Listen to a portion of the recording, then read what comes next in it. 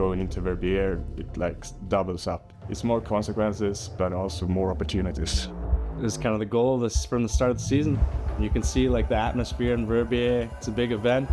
Now it's all about the final. All of a sudden, world titles are at play. On this stage, like most of the riders have nothing to lose. It's the nature of sport. It's kind of like what everybody in the freeride competitions are looking forward to and striving to be at. I want to send it. I want to go big, go fast. They're definitely going to be extra challenging, and I'm looking forward to it. There's more on the line in the finals, and anything can happen. Now we are in finals, and it's go time.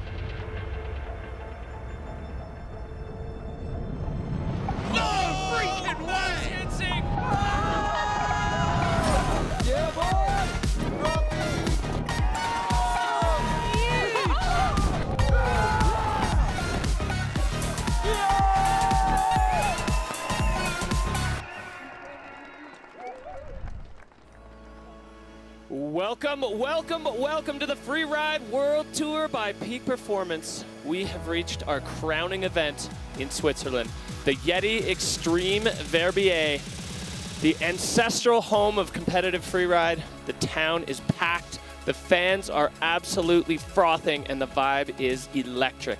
This is the final showdown for FWT 2024, and we couldn't ask for a better arena. World champions will be crowned on the hallowed grounds of Verbier today. Welcome to the Extreme.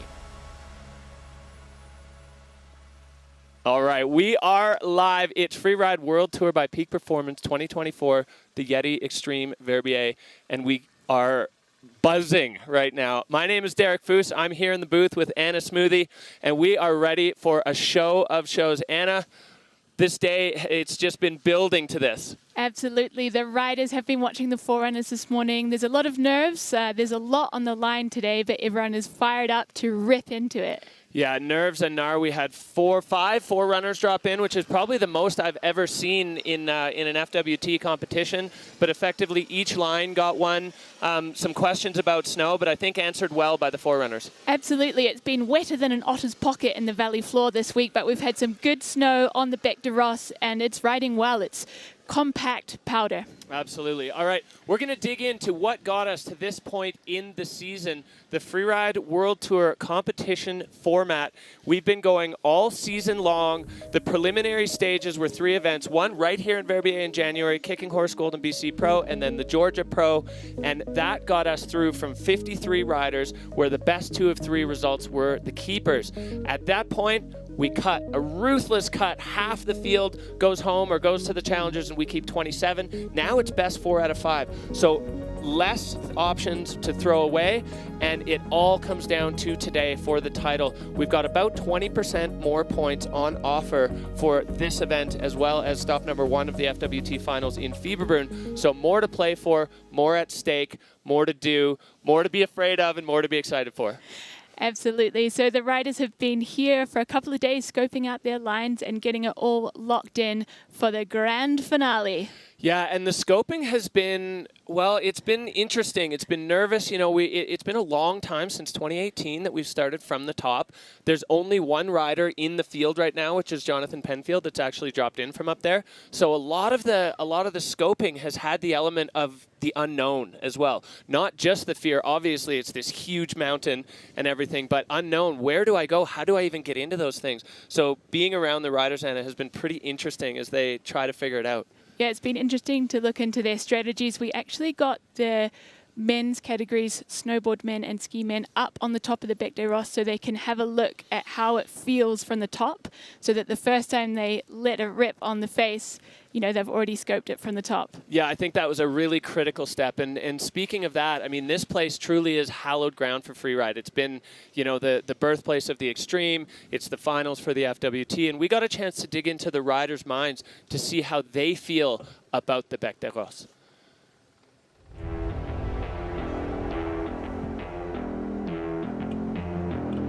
It's hard to prepare for how it feels standing in the start gate. Starting at the top of the bag is really intimidating. It's a whole different level. It's almost like a different sport to other venues, and I'm a bit nervous about it, but also can't wait to have it done. was a huge mountain, like the biggest mountain that I will have ever competed on for sure. We have to start maybe at the top of the back, which might not be that fun, might be just fully scary. Well, it's really steep and a bit scary for me, but it was a dream of mine when I watched the tour to ski the back from the top, and on Friday it's the day. So certainly a lot of nerves at play today, Derek. Have you heard some thoughts and feelings from the riders? Yeah, it's a real balance between excitement and fear, and certain riders are leaning more on the fear side, certain riders a bit more on the excitement side. I mean, with the snow conditions the way they are, a lot of them, when they first arrived here, looked at the back and were like, oh, yeah, let's go, it's on. It hasn't looked this good in ages. The trip to the top for the riders for face check definitely, I think, brought some people's thoughts in check with reality. There was a lot of line planning going on phones and computer screens that as soon as they looked down from the top, were like, oh, which is exactly what the organizing group wanted to happen, because the number one priority here from the organizers and from everybody is safety, and we want the riders to make decisions that are in line with reality of this mountain. Yeah, and I think a lot of the riders have been checking in with FWT veterans, judges, getting some intel on what's actually possible on this incredible mountain. Yeah, it's been very cool. Steve Klassen, the absolute legend, the person with the most wins on the back, has been around the entire time, and he's made himself completely open and available to all of the riders, which I think has just been such an incredible resource for them to check in. Hey, does this go? Has anyone ever done that? Should I do that? And to hear him like, yeah, this works, that doesn't, the slough runs here, it's been just fascinating, especially for some of the younger riders. I mean, we have multiple riders in the field that are 19 years old, and they're going to be on the top of this thing for the first time with definitely dreams of glory in their minds. So it's nice to just keep it tempered, like I said, in check with reality, and have some real information. Yeah, there's been lots of people weighing in on that. And it's interesting also to hear there are a few Freeride World Tour titles on the line, and also some competitors who are not in the running for the Freeride World Tour champion title. But for those people, still a win on the Bec des Rosses is kind of the holy grail. So even though they might not be gunning for the title, they're still not holding back to win here today. That's exactly right. If there's a close second to a World Tour title, it's a title on this mountain. And there's a couple people in the field that have one. You know, Sybille has one, Turdell, there's a few, but there's definitely a lot of them. Well, Victor has a handful, but there's a whole lot who would like that maybe almost as much as a Tour title. I remember when Elizabeth Gerritsen won on this face in 2021, she said she wasn't even thinking about the title. She just wanted to win on the Bec des Rosses. So there's definitely a huge aspect of that. So while we speak of that, let's dig in to the nitty-gritty and the bits of the Bec. This is such an impressive face with our face preview. So checking out the Bec des Rosses, today's venue for the YETI Xtreme Verbier. As you can see from the drone shots, we've had a bunch of snow over the last week, and the face is really filled in. The women's category is kicking things off on the Petit Bec. This is a northeast face, which has been a little more protected from the wind, so the riders are expecting good, consistent snow up until they reach the bottom of the venue. The average gradient is 40 degrees, with the steeper sections pushing into the late 40s. Kicking out of the gate at 3,020 meters, there's a vertical drop of 400 meters before they make it through the finish arch. And then we have the big kahuna, the Bec des Rosses. It's been a minute since we started from the top of this venue, and the riders are fired up to rip into it. It's a true north face, due to its elevation and aspect, the Bec X is a big refrigerator, meaning that the beers stay cold and the snow case stays cold and in good shape for the riders. Now, talking about how steep it is, there's an average gradient of 48 degrees with some seriously consequential zones in the upper third of the face. They're pushing well into 50 degrees. There's a leg-burning 600-meter drop from the start gate to the finish. So let's hope that these riders have had an extra serving of Weet-Bix this morning, so they've got enough gas in the tank to make it all the way down. Yeah, Andrew Pollard, after his forerun, he gave a description of the snow, and then he said, guys, I'm really tired. That was tiring. So for sure, I mean, it's more than half a kilometer of vertical drop over, you know, not a whole lot of distance traveled. So it just stays steep for such a long time. The rider's definitely going to need to stay in control, specifically on that top third. Reine Barker had kind of famously said, once you get into the ramp above the Hollywood, it feels like it's not that steep because the stuff above it is so much steeper. And that's still, as you said, like well in the mid to high 40-degree range. So plenty steep, plenty of action, and a lot of big question marks. There's, as you said, a few titles on the line today, but also just I think a lot of the riders are questioning themselves, their ability, their fitness. You know, am I up for this task? Am I up for this challenge? Has the training been enough? So those answers are going to be soon, those questions are going to be soon answered. Yeah, there's the physical component and also the mental component. It's hugely intimidating. All right, we're going to take a look at today's weather, what we have now and what we have in store for us. You can see the Bec des Roses sitting there. We do have some high cloud in play right now. It's -1 up at the top with a light breeze, 15 kilometers per hour.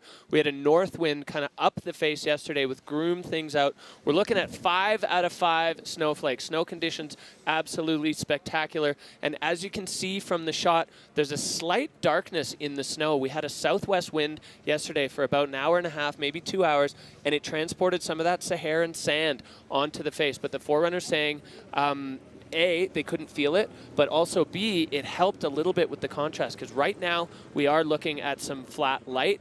As we get lower down on the face, the snow firms up, it compacts. We've had a real fluctuating freezing level here in Verbier over the last few days, and the bottom maybe 10% of the face after all the features, the snow's not awesome. So I'm hopeful that nobody's going to make any dumb snow snake mistakes down there, because it's definitely the featured area, the snow's fantastic. And that's what we want to see. I mean, up the top, it's just enormously steep, and as it mellows out and you get out into the bowl coming into the finish line, that's where the snow's a little bit funky, but riders can afford to run it straight towards the finish arch. Yeah, so as you could see there in the shot of the back, the light is not perfect. So the organizing group deciding that we are going to roll out a 15-minute delay for the start of Snowboard Women. There we are, Anna sitting pretty on the call. Oh, now we're sitting pretty on camera. Yeah, so a 15-minute delay this morning while we wait for the light to clear up a little bit. This is a serious task these riders are undertaking, and we want to give them the absolute best opportunity to be able to see so they can do their best on this face. Yeah, we want them to be safe, and we also want a fantastic show for all of you tuning in at home. Yeah, exactly. So the crowd starting to gather. The top of the Col de Gentian is heaving, and then there's the massive Alpina viewing area a little bit down below. You can see there the 2 starts that the women will get to choose from, and the people that are going to be watching them are FWT judges. They've got their work cut out for them today, both deciding titles on the Bec as well as tour titles, and we've prepared a little insight into exactly what goes into judging on the Freeride World Tour.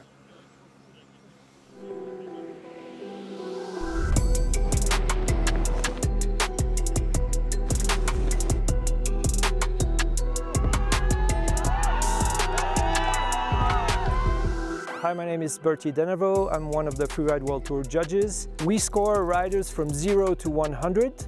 When the rider leaves the gate, he has a score of 50, and then the score goes up or down depending on what we see. There are 5 judging criterion. The number 1 criterion is the choice of line. We'll judge whether the line was difficult or not, and whether the athlete did the best out of his line choice. Then there's air and style. How big is the jump? How many are there? Were there tricks in the air? Was the rider in control in the air? How were the landings? The landings are part of the jump. Then there's fluidity. We judges are here to decide whether the athlete was really fast or kind of slow compared to how exposed or how difficult it is to ski. Then there's control. Here we'll judge whether the rider was in control at all times. Then there's technique. For pros, we don't really judge their technique, but we might take off some points if they side slip in a place where another rider was taking turns. The score, like a temperature, will go up and down so that we have a score in our heads when the rider crosses the finish line. All right, well, an in-depth look at the Freeride World Tour judging criteria, how they do it. They know what they're looking at, and they know what they're looking for. These people are the best in the business, and they are just as fired up as the riders and the fans to see a great show and throw some big numbers out there at some banging runs. Yeah, I think that they've been skiing around the last couple of days and taking in the back, seeing what is possible on this face. So I think they've been kind of scaling the face. It's been a long time since we've started from the top, so they've kind of been reworking that. Yeah, the scaling. So here we see them. This is our esteemed judges panel. We've got Laurent Bess, Bertie Denevaux, Michelle Manning, Laurent Gauthier, Ludwig Bianca, and of course, Juju, Justine Chevalier. She is inputting all the scores. So excited to be here with the squad. And everybody is ready to go here, fired up for the Freeride World Tour. As the fans, there's a bird's eye view of the judges from the Cineflex. Gorgeous, flying around, just catching the vibes and picking things up in Verbier. We are, as we said, a slight delay, 15 minutes before we drop Snowboard Women, just to make sure that the light cooperates and we're ready to go, ready to give the riders the best possible opportunity to drop in and put down their dream lines on the Bec des Rosses. We are going to be right back with the Xtreme YETI Verbier Pro.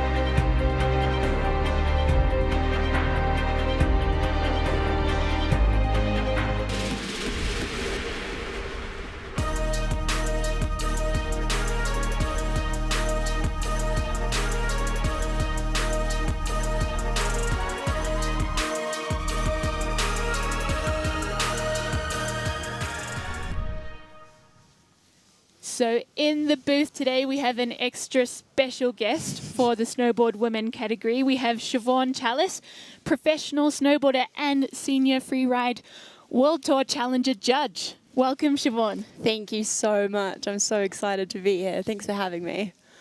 All right, so we've got Siobhan here. Siobhan, from judging and from competing yourself, it feels like you've got a pretty good insight into what the riders are going through in these moments before the comp starts. You know, we're delayed. That kind of increases the stress. What do you think their stress levels are like right now? Oh, honestly, I do remember those situations really well. And for me, it was always like trying to focus on what I can do to like get my stress level down. And ultimately, it's about obviously deciding what line you want to pick is one part of it. But the other one definitely is coming down to enjoying the community, enjoying the day, being stoked on that you're here and like appreciating the moment rather than getting super nervous, if that makes sense. Yeah, not too tangled up in the head game. How important is it for these riders to have that pre-comp routine, to just go through the same thing each time to put themselves into the right spot to drop in and put on the show that we're about to see? That's a funny one, actually, because I think everyone has their own little specific things that they have to do in the morning. Like one of the girls from the challenges always has to eat ice cream before the comp, for example. Like every single one has their own little, you know, nooks that they have to do. I was pretty bad with my routine, to be honest. I know that the girls here definitely have their routine and have that locked in pretty well. So yeah, I think We can see them in the pre-comp routine of hiking right now. They did get a heli drop up to the ridge, but there was still a decent amount of hiking left. Get the legs warmed up, get the head fired up. And that hike is actually quite cool because they get to look right across at the face and get some last-minute looks at the features they may be thinking of. Yeah, that's a big advantage if you're kicking out of start 1 there. You get a really good scope of your takeoffs and landings. And I also think that putting one foot in front of another is good for the mental game, just to get in the zone and kind of have a little bit of meditation on your way to the start. Yeah, absolutely. So the snowboard women are going to be our first category out of the gate. 15-minute delay, waiting for the light to improve. We don't want to send the riders in flat light, but we did get the info from the forerunners that they could see quite a bit better than they expected. And watching, we had Elizabeth Gerritsen and Hedvig Cheylus on the Pizzibek, and both of them said they could see totally fine. The contrast was there. So it's, it's a bit of a balance. We want to make sure that things get moving, but also the riders definitely need to be able to see to do what they want to do on the face today. Always a challenge if you have a bit of flat light, but apparently this Saharan sand is actually playing in our favor, creating a little bit of contrast, especially if you're following someone's tracks. That will make a really clear white stripe through a little bit of off-white snow. Yeah, it's the first time I've heard positives about having sand on the face. We're going to dig into the overall rankings. This is where we're sitting right now. Big picture with titles on the line. Núria Castán and Martinez are so close together. 75 points separate them, and Erin Sauve very close behind as well. The three of them, it really comes down to who finishes ahead of whom on the face today is going to be world champion, and none of them have ever been world champion. So we're crowning a new champ today. Then here you see the riders that didn't quite make it through the cut. It's an exciting showdown, I think, for these three women. Siobhan, what do you kind of feel that that's going through their minds? Are they thinking title, or are they just thinking about the runs? That's a great question, actually. I did speak to some of them before, and obviously the title is something that they don't want to miss out on. But on the other hand, it comes down to the day, it comes down to conditions, it comes down to your head game. So ultimately, putting down a good run, I reckon, is a priority. And then see where it takes them. Totally, yeah. Focus on the now, and then the outcome goals will come later.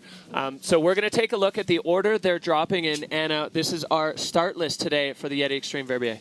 So we have got Estelle Rizzolio dropping in first of all. She's the only competitor that isn't going for the title today, followed by Erin Sauve, Anna Martinez, and our current fire bib wearer, Núria Castán.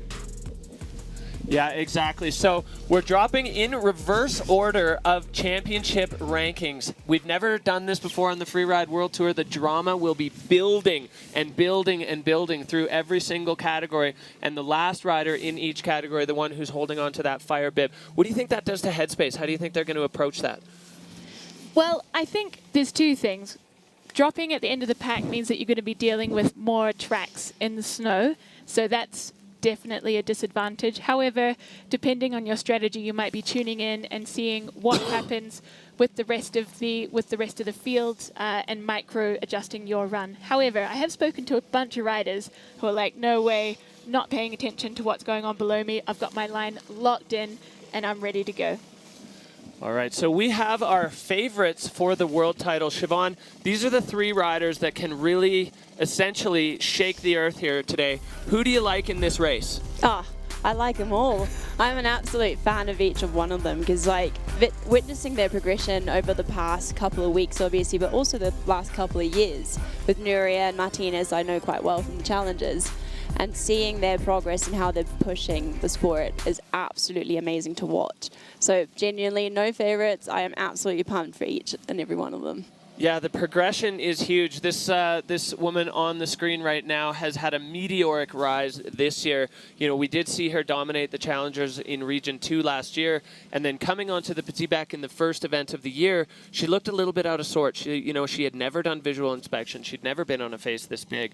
But watching her progression through the season has been incredible. Siobhan, like, as you said, you didn't know her before. What's your take on Erin Sauve? I absolutely agree. Like, watching her on the last comp in FIBA run was absolutely mind-blowing. She definitely stepped it up, and the way that she hit the hosel cliff was out of the gate, so I'm absolutely super impressed. All right, so our peak performance fun bet fan favorites, 90% of you feel that Anna Martinez is going to land on the podium today, 87% Núria Castán and 84%.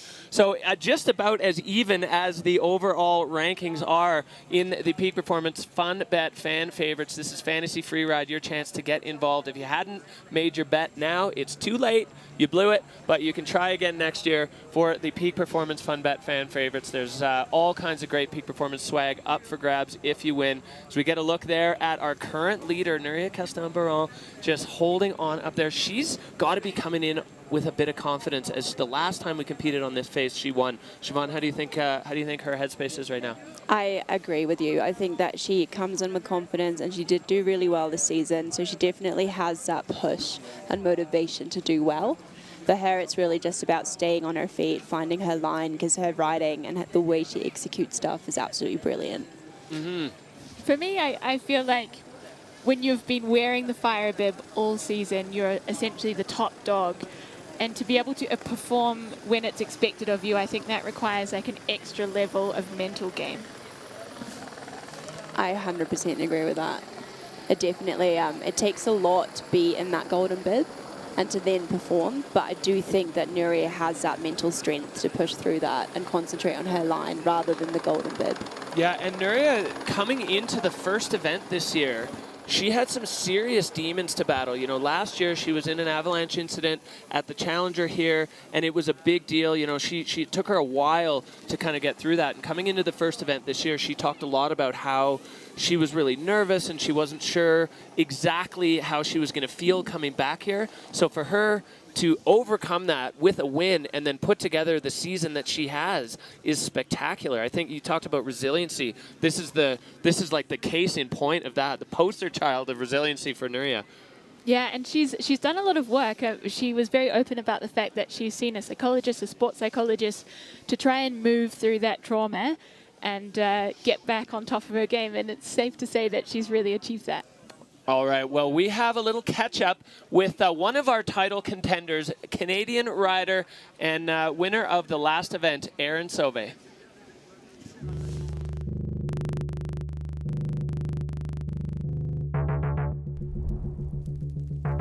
The pressure is huge. I mean, it's the final competition, and right now there are 3 women who are all in running for the title this year. So I'm looking for a big, fast, flowy run. So something to get my blood pumping and something to maybe inspire others.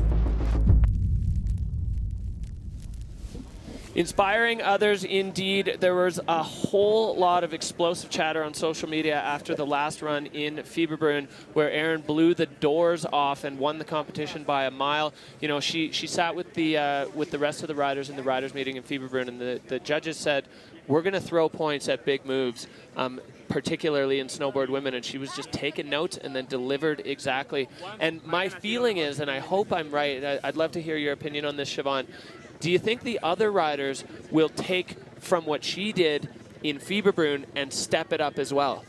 Yes, I definitely think so. I saw it on the challenges. Like, it doesn't just happen here that the girls suddenly, like, it's role models, right? It's girls pushing the sport and they're stepping up and they're like, hey, we can do this too. And I definitely think that all of the girls now know, okay, this does pay off, so let's go for it. The cool thing about it doesn't take that long to trickle down. Like you said, there was a challenger right after the Fieberbrunn FWT, and the entire field was like, hell yeah, let's get it. And you can see those moments kind of really move the needle for the sport from FWT to challengers, qualifiers, and even in the juniors, I think.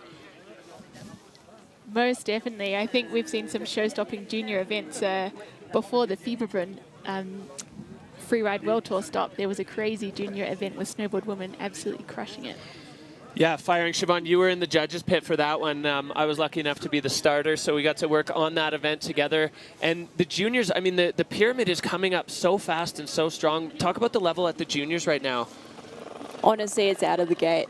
It is so enjoyable to watch, and it's just so fascinating and inspiring to see those Grommies just step it up. And I remember there was one Japanese girl, and she was just out of the gate. The way she dropped in was just, whoa, okay, here we go. And she was in for a wild ride. It was great. Yeah, that was exciting, and it's really cool to see the junior pyramid is paying off at the World Tour. When we look through these start lists in all 4 categories, it's full of riders that came up out of the juniors. We've got junior world champions in every single category in the field today, and all of them who came through that, they're so young, but they're so seasoned. They've already got the skills of veterans in terms of competition, and now they're just applying it at the World Tour level. And this has been quite a big change from when you and I were competing, Siobhan. I think the average age of a Freeride World Tour competitor was about 32, and now it's got to be in the mid-early 20s. That is so true. Yeah, I do notice that they're all getting younger and younger, and then coming up from the juniors, like watching, like big names in the field, and then watching them at juniors, and you're like, oh, hey, that's the daughter of this guy, or that's, it's just so cool to watch and to see them progress and to see them living that passion and writing their own narrative and getting their own story done, and that's just, yeah, it's beautiful to watch. All right, we've got the Alpina spectator area filling up as jumbo tram after jumbo tram, just spilling people out here on the call. Everybody excited to watch the YETI Xtreme Verbier, getting so fired up for the show. We're just minutes away from the first snowboard women dropping, and you can see the spectators are starting to really get buzzing. The vibe up here, the atmosphere when the forerunners were running, even outside of the competitor zone, was just electric. It's such a good day out. People bring up their picnics, they bring wine, beer. I've even seen lots of people cooking up a fondue on the Col de Gentian here, ready for the show and just having a good time and making sure they cheer everybody on.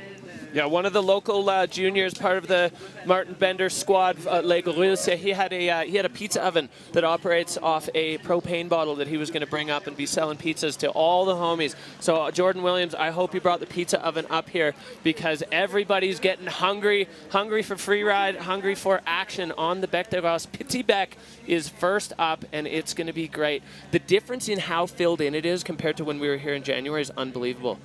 It's looking good, and I feel like the light is also brightening just a little bit. We can see Erin there checking out the view from the start gate. Yeah, talk about the view from the start gate, Siobhan. When you get onto a big face like this and it goes extremely steep right off the bat, you're battling always between the fear and the excitement. Which side do you think that kind of leans on when the start gate is so gnarly straight out of the top? Oh, it just sets the tone for the entire run, to be honest. Like, it's super exhilarating, and you just know you can't go half-assed. You really have to get yourself going, and having like a super steep start of the run honestly always put me into a better headspace than something easy to start off, because that exhilaration just pushes your adrenaline level and gets you into the flow way faster than something that starts slow. Definitely, and we see our first competitor there, Estelle Rizzolio, in the start gate. Yeah, we are 30 seconds away from kicking off the YETI Xtreme Verbier 2024. This is the culmination of the entire season, building up to this all season long. And it feels like a nice bracket that we started here and now we're finishing here. And we are going to wrap things up. Estelle Rizzolio has been a little bit meteoric, up and down, bit of a roller coaster ride, delivering some of the biggest moments that we've seen from the snowboard ladies, and then having a few runs not quite go her way. So she's got that bold style. She's Sandy as. I'd love to see for Estelle today to put one down on her feet and really kind of help all of us remember exactly how gnarly she is. She's sitting in 4th overall right now, 4 riders in finals, and Estelle Rizzolio is ready to kick things off as she drops in, and we are on. So she is dropping in from start 2, making her way through that chute to access the looker's left of the face. It's looking pretty filled in here, and she's making quick work of it. She's holding on super well at the moment, heading down to 1 drop, right, perfect. Keep it going. And what you can see here, this area is more filled in than last year. There was a last comp, there was a mandatory air to exit, but Estelle has gone way up and put herself above some serious terrain, essentially looking like a mandatory double now. Looks like she's just getting eyes on where she wants to go. Trajectory critical here if you want to land this. So Estelle into the fall line, and she's off. But not being able to stick it, just having a little sit down in the landing there. She's picking up some speed as she moves through the center of the face. Well, plenty more terrain options as Estelle comes over top of this chunky block into the takeoff and landing perfectly. Siobhan, this is exactly what the judges like to see. Absolutely. That was a 4-point landing, super well executed, no hesitation before, absolutely brilliant. She's still picking up speed. Now, we heard from the forerunners that right around this elevation, the snow gets a little bit weird. It's had some heat in it, and there's definitely a change. So this is where we're all going to be nervously waiting for the riders to get under that finish arch and wrap up their run as Estelle Rizzolio, our first rider, and she is through the finish. God, she must feel so excited after that run. Yeah, you can kind of see that she doesn't even know. It's a bit of mixed emotion. You know, there were some strong moments of that run, but of course the long pause here as we look back. Siobhan, run us through this run a little bit. Yeah, so that first cliff was definitely super well executed. That will definitely dock points on fluidity and control, as you can see in the judging criteria. The butt check is not a big issue, to be honest. Like, it's super hard to land those cliffs in those conditions, and she executed this one absolutely perfectly. Brilliant. Nice one. So you see that pretty direct route there, just a bit of a loss of fluidity as she is lining up the right takeoffs and landings there. But let's see what the judges will make of it. Absolutely. So Estelle Rizzolio, the first rider out of the gate on a huge day of free ride. This score is going to be a little bit of a benchmark for the other women that they're going to compare themselves to, as we see the score coming in a 56 for Estelle Rizzolio. So definitely between the fluidity and the control, you know, the judges are looking for perfection here today. This is a world title implication run, and as well, it's the Xtreme Verbier. So we want to see, they want to see perfection delivered if somebody's going to win a Verbier title. Exactly, and every second of hesitation usually is a point minus, which explains why it's on 56 and not in the 60s.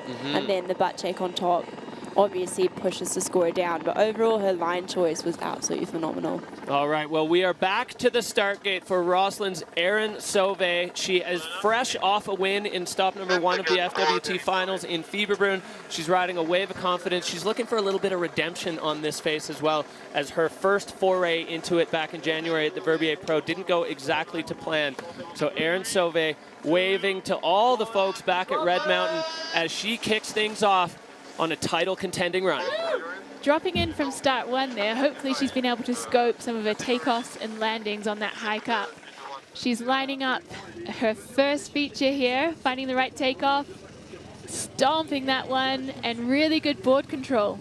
Yeah, that was beautiful. The way she executed that turn after landing is definitely something that speaks to her technique and how she can read a face.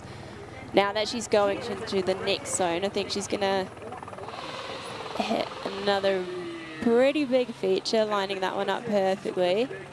Going huge there, and 4-point stomp landing. Yes, Erin, that was dope. Erin Sauve showing that she has learned from the past lap down the Petit Bec, and she has put all the pieces together so far. Still not done though. Erin lining up another feature underneath this long block cliff. We saw a lot of play on that one early on in the season from Ski Women, and Erin Sauve clean with some chunky features in that run. Yeah, that was huge. Like, you can't underestimate the steepness of the face and then picking out those features, and the way she executed it without any hesitation is absolutely brilliant. Yeah, that was a spectacular run there from Erin Sauve. So she knew coming into this that with a win, and we've got the Yeti cooler jump there in the finish area. Erin Sauve finishing with a flourish. Finishing with a cheeky little front flip to end it. Love to see it. All right, Siobhan, take us through this replay. So the first feature that she hit, again, no hesitation, got in a little indie grab there, which was super epic. Keeping going to the next feature, again, No hesitation. You see the way she sets her turns above that cliff? It was absolutely brilliant because she set herself up in the right direction to land on the snowboard. You have to consider that we only have 2 edges, right? Like one ultimately to land on, which makes the whole game a lot harder. And she did that perfectly well. Laying the tail down, you could see the board flex a little bit. The riders with these snow conditions want to come in a little bit tail heavy so they don't punch through the crust and get bounced, as we see if we can hear the 2 ladies catching up. All right, well, judges have had their say quickly. 89.33, Erin Sauve setting the bar once again for snowboard women with an absolutely spectacular run. Anna, wow. That airtime in her run was just absolutely phenomenal, putting the full flex into those Kootenay quads. Yeah, that was brilliant. And she actually, like, the way that she did her run, having 3 big features in there is super impressive. Absolutely phenomenal. Well, Erin Sauve in Fieberbrunn, when she was walking over, said, I've always wanted to sit in the hot seat. And I feel like this is starting to become a little bit of her home. With runs like that on the Freeride World Tour, we can definitely look forward to seeing more of Erin Sauve in that Dina Star hot seat. But we are nowhere close to done, as you see just how exposed these 2 start gates are. It's a knife ridge, and we have our next rider and our next title contender, Anna Martinez. She's a former junior Freeride world champion. She's sitting 2nd overall right now, and she is ready to go on course right now. A rookie in contention for the title. Unbelievable scenes, dropping in from start 1, already catching some airtime and looking super solid and comfortable in that steep terrain. She's looking together some more features here. Beautiful landing. She's picking up some speed, heading down to the next feature on her heel side, setting in a turn over that windlet, I suppose. Yeah. Well, Anna Martinez adding another feature above the one that Erin Sauve hit, so definitely building up the line score with another air here, picking up speed. She's so strong on her board. A little bit of a powder cloud there, giving herself a face shot on the petit back, and another chunky one here as Anna lines it up on that toe side edge. And stomps it. Stomp, barely any hesitation. Then, oh, Anna just going down. The forerunners did mention that where the tracks are, it starts to step out a little bit, and you could almost see it looked like she dropped into an old track, and it just bucked her a little bit on her board. True, but she's not done yet. She's heading into her last feature with a little butt cheek. That's okay. That's a sick feature. Look for like icy feature, right? Yeah, a little bit of an ice fall up there on the petit back. So Anna Martinez doing her part now. She's going to make her way into the finish arch. Definitely a few issues in that run that I think the judges are going to really take into consideration, especially after the perfection that we saw from Erin Sauve. But certainly Erin building a line score on that, or sorry, Anna building a line score on that one as she ticked off a bunch of features in that run. Yeah, she had a stacked run, and to like put that down and find every feature the way she did is super impressive. Epic line though, that was so awesome, man. Oh, that was a sick line. That's the game. You fucking crushed it, Yeah, girl. like Erin mentioned, sick line. So talk us through this replay, Siobhan. Yeah, so the first feature was perfectly executed. Then coming into the second one, she also sets her turn super well. Hitting that line choice in there is super gnarly, like sitting in between those rocks, getting caught up a little bit, which does duck your like comfortability level quite a bit sometimes, but I think like the way she recovered from that is super epic. But that's when you said that she kind of hit an old track. Yeah, bounced in an old track, and then this one was very nicely executed. Oh, sorry, that was a bounce onto the heel side edge. I mean, Siobhan, you kind of know how that feels on a or you do know how that feels on a snowboard. On that heel side edge, when the terrain throws something at you that you maybe didn't expect or didn't see, you don't have a lot of ability with both feet attached to the board. Exactly, you have to be super agile to get that, and she is a super agile rider. I've seen her handle that super well, but after having to control issues at the top, I do know that your confidence does go down a little bit. For sure, that's going to play into the mind a lot. So here are 2 of the 3 title contenders. As we said, whichever one of these women wins today is going to take the title. So 56-6-7,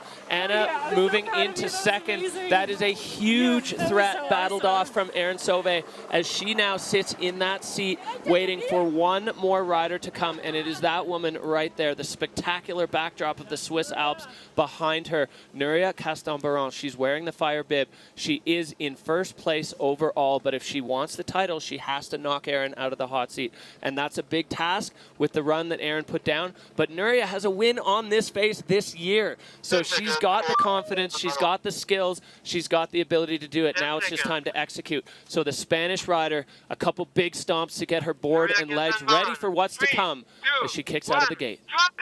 Dropping in from start 2 there. This section always gets a little rutted up, but she's handling it well, making her way through into the face to find her first features. Making a big toe side turn there, finding the right takeoff, stomping it. Beautifully executed. The way she sets her turns to get her cliffs done is absolutely phenomenal. Now she's making her way down to her next feature. Again, no hesitation. Oh, perfect stomp, brilliant. Taking out speed. And another perfect stomp. She's absolutely ranking up those scores, man. Controlling the speed with that heel side turn as she's kind of moving over to the looker's left, rider's right side. And there's still some features stacked up here for Núria to continue building that line score. Incredible riding here from our rankings leader. Núria has another one lined up straight off the end and stomped again. Into a cheeky double. Love to see it. I can see why she has been wearing the fire bib all season. That was an absolute screamer run, and she is not done. Riding her way through towards the finish arch. Oh, the judges are going to have a good time discussing that one. That was really well done. Super well executed. Great speed, no hesitation. Stomp. This is exactly what we want as Freeride fans. We want the best riders laying down their best runs and put the judges to work. And Núria just adding a little Erin style right to the end. It doesn't end until you're through that arch, and Núria wrapped up the relief, elation, all of those things combined that these riders feel in the finish. So sick. Woo! What a run. Oh. Good. Yeah. God, I wonder how the two of them are feeling right now. All right, well, Siobhan, we've got the replay here. The look on Erin Sauve's face as she's watching Núria ride. Yeah, so the way she executed that, taking out a little bit of speed to make sure she can handle the speed afterwards, was super, super smart. Setting the turns beautifully for this one too. And another stomp. She's definitely stacking up those points. It'll be really hard to figure out which one's leading on this one, to be honest. The heel side speed control after that air out of the mandatory, what was the Geraldine Fashionat mandatory, now you don't have to, but obviously these riders do. Such great board controls and putting herself right into another feature. We'll see if we can catch up with what they're saying.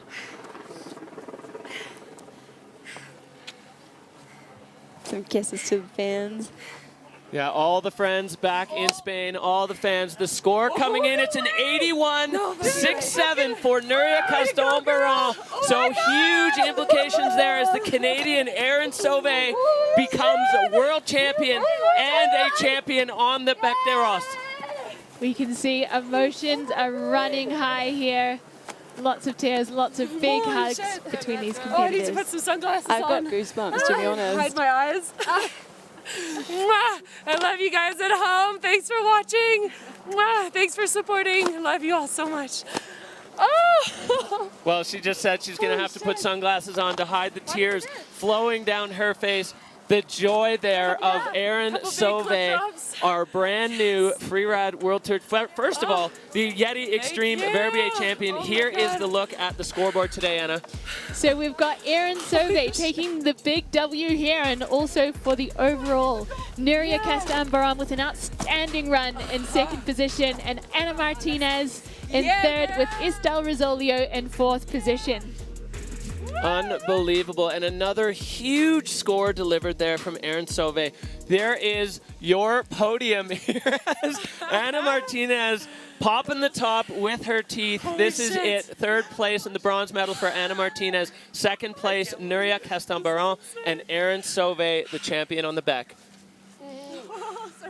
I'm honestly beyond excited for those girls. Yeah. What an incredible show. So this is what's happened. It is, as the event rankings, your brand new Freeride world champion, Erin Sauve, with the win on the back, cementing her title here on her first season on tour. Rookie world champion, Núria Castán, a very close second. Anna Martinez, Estelle Rizzolio. That's your top four. That was the field today, and that is where we ended up. Siobhan, what a show we had from the snowboard women. I feel like the entire category just elevated itself. It was so sick to watch. Like, the way that they're pushing the sport is absolutely phenomenal, and I honestly can't wait to see what the future holds for those.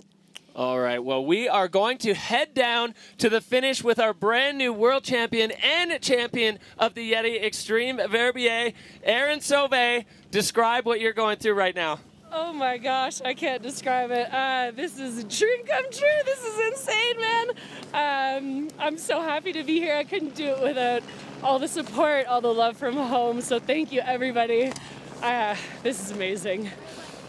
Well, a huge congratulations to you, Erin. You've been taking notes. You've been listening to what the judges said. We've got your run on the other screen. Just so spectacular. Full send for the entire time. A massive congratulations to our brand new world champion from Roslyn, BC, Erin Sauve. We are going to be right back with Ski Women. Yeah. So sick. Yeah.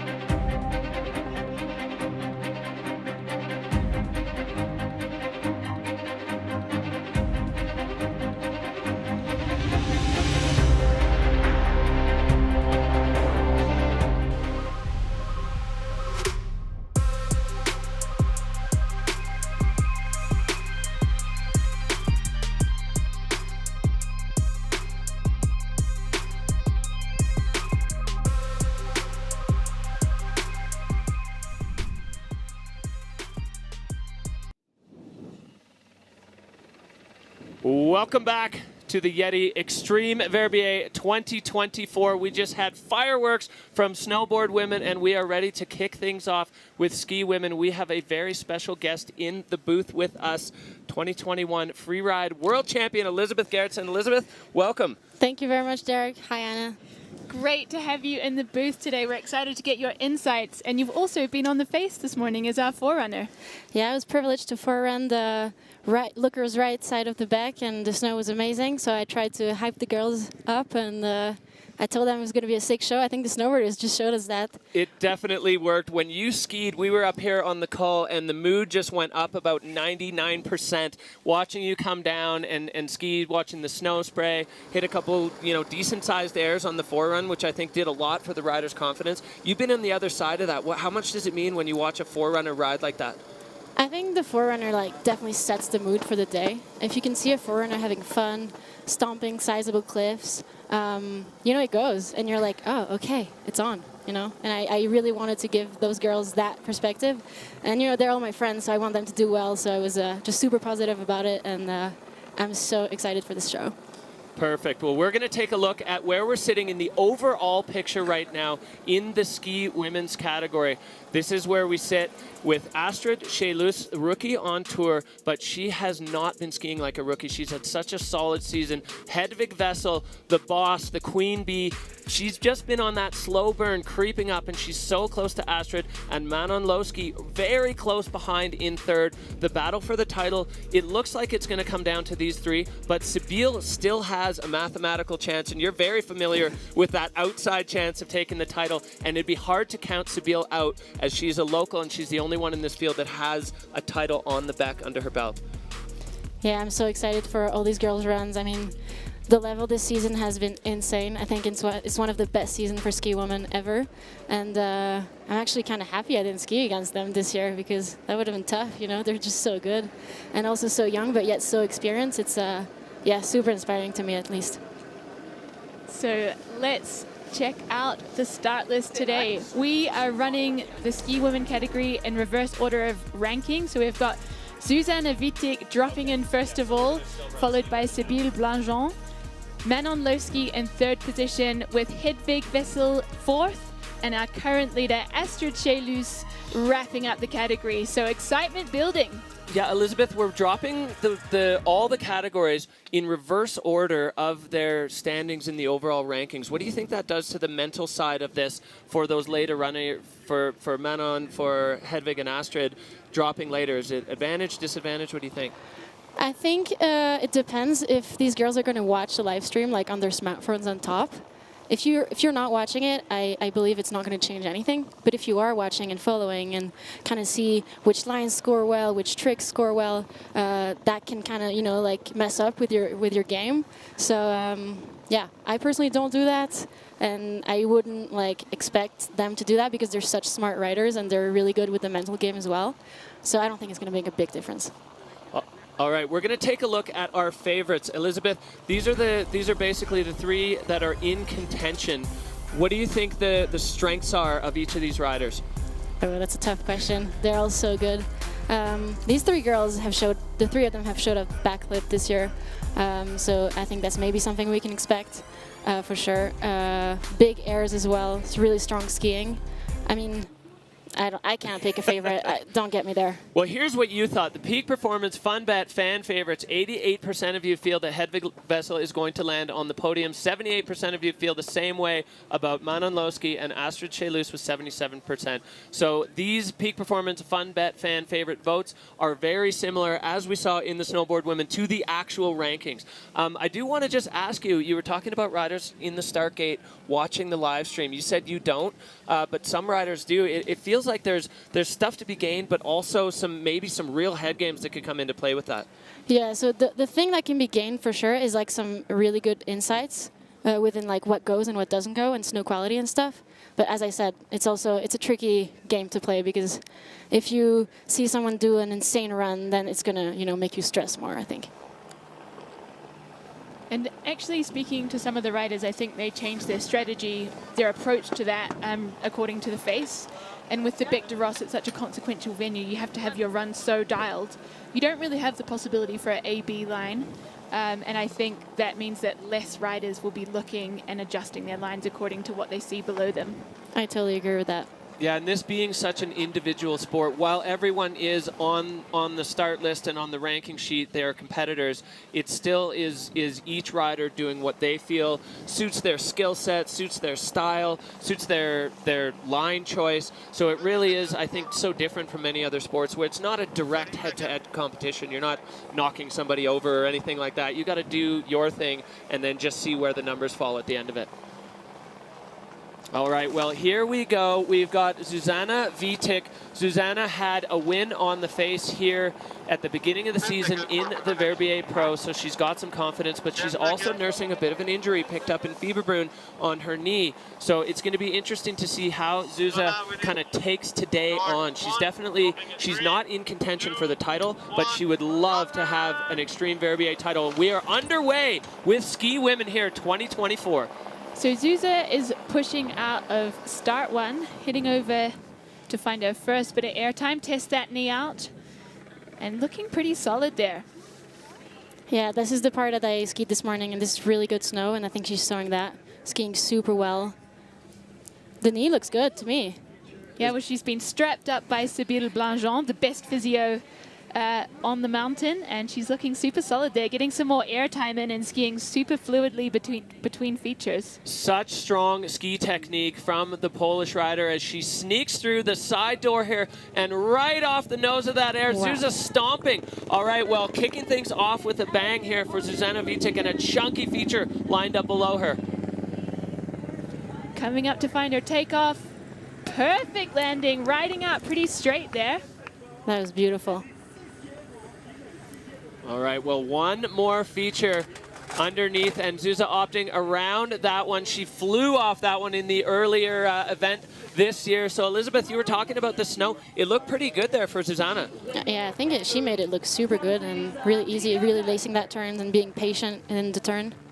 She's still going. She is still going way out to the rider's left. Another big dog, and Zuzanna stomping at the very bottom. We haven't seen that come into play very often here on the Petit Bec. She's got a bit of a swerve to make it over to the finish gate, but handling it like a pro. So no real evidence, at least from our seats, of a sore knee there for Zuzanna. What an impressive run. She seems happy. She's got a big smile on her face. And, you know, she wasn't sure if she was going to compete, and I think, like, she definitely took the right decision. She was riding so well, and, yeah, the knee looks good. All right, Elizabeth, run us through this replay as we see the top section of Zuz's run. She started strong and continued with that same level of intensity. Yeah, I think she, like, started out kind of testing the snow, you know, like, taking those turns easy, and then the run just got better and better with, like, higher and higher cliffs. And you can see that in judging criteria as well. Yeah. That was quite a flat landing that she took pretty well there and just managed to pack so many big features into her run. And you could see that, as you said, Ellie, with the line score there, just jacked right to the top of the scale. There was not really anything that she missed or went around. And then what a great way to finish. That's a really unique line choice, unique feature choice for Zuzanna. She's got to get on that left leg to get into the finish, and she is stoked. Well, here we go. The judges are going to set the bar for the day in ski women with this score. Little kiss for that right leg. Big thanks, as you said, Anna, for Sybille to strap her up. We see the score dropping now, and it is going way up, 88.67 for Zuzanna Witych. So she's done her part now, and this could be a real interesting spoiler. As we said, she's not in contention for the title, but her finish today can have huge implications for the other women. I would say that's a huge statement from the judges. First rider to drop and such a high score. I mean, they liked it. They loved it. Well, we liked it too here in the booth. Hopefully at home you also enjoyed watching that as we are back up to the top. Start number 1. There you can see just how exposed that start gate is on that high ridge. The Alps backing the backdrop, being the backdrop here for the YETI Xtreme Verbier. This is the grand finale, the culmination of the 2024 season, and these riders all wanting to have their say. This young lady is the only rider in the ski women's field who has won here on the Bec. Local Sybille Blanjean, another rider coming up through the junior rankings, attending that Junior Freeride World Championships, winning on the Bec. She's done it all, and she's going to want to back that up. Sybille Blanjean from Verbier is on the Bec. Just navigating her way past those cameramen from start 1 to find her first air. Slamming some turns down there. It's getting a little bit chopped up. Very impressive technique. She wants it. Skiing over exposure, over this bluff. Beautiful. Wow, that was so impressive. Super nice from Sybille. And she is carrying some real speed through into the next section. And another one sneaking through that little door. No hesitation, not even a slight speed check. Sybille Blanjean landing almost in the same spot as we saw Zuzanna land, but she has got more to come. Another air there, using that technique that got her the win in Georgia and wanting desperately to back that up with another win here on her home soil. Sybille Blanjean, you can see the finish gate still looks like it's such a long way away. She's flying. She's going to be stoked with that. Yeah, it was a solid run, and she has been Such a team player here for the Verbier crew. She lost the pole. Oh. Putain, j'ai perdu le bâton. Ooh. Oui. Swearing. Putain. Well, the emotion coming out of Sybille Blanjean, we didn't catch that when it first happened, but somewhere along the way, losing a pole, Ellie, maybe we can see exactly where that happened.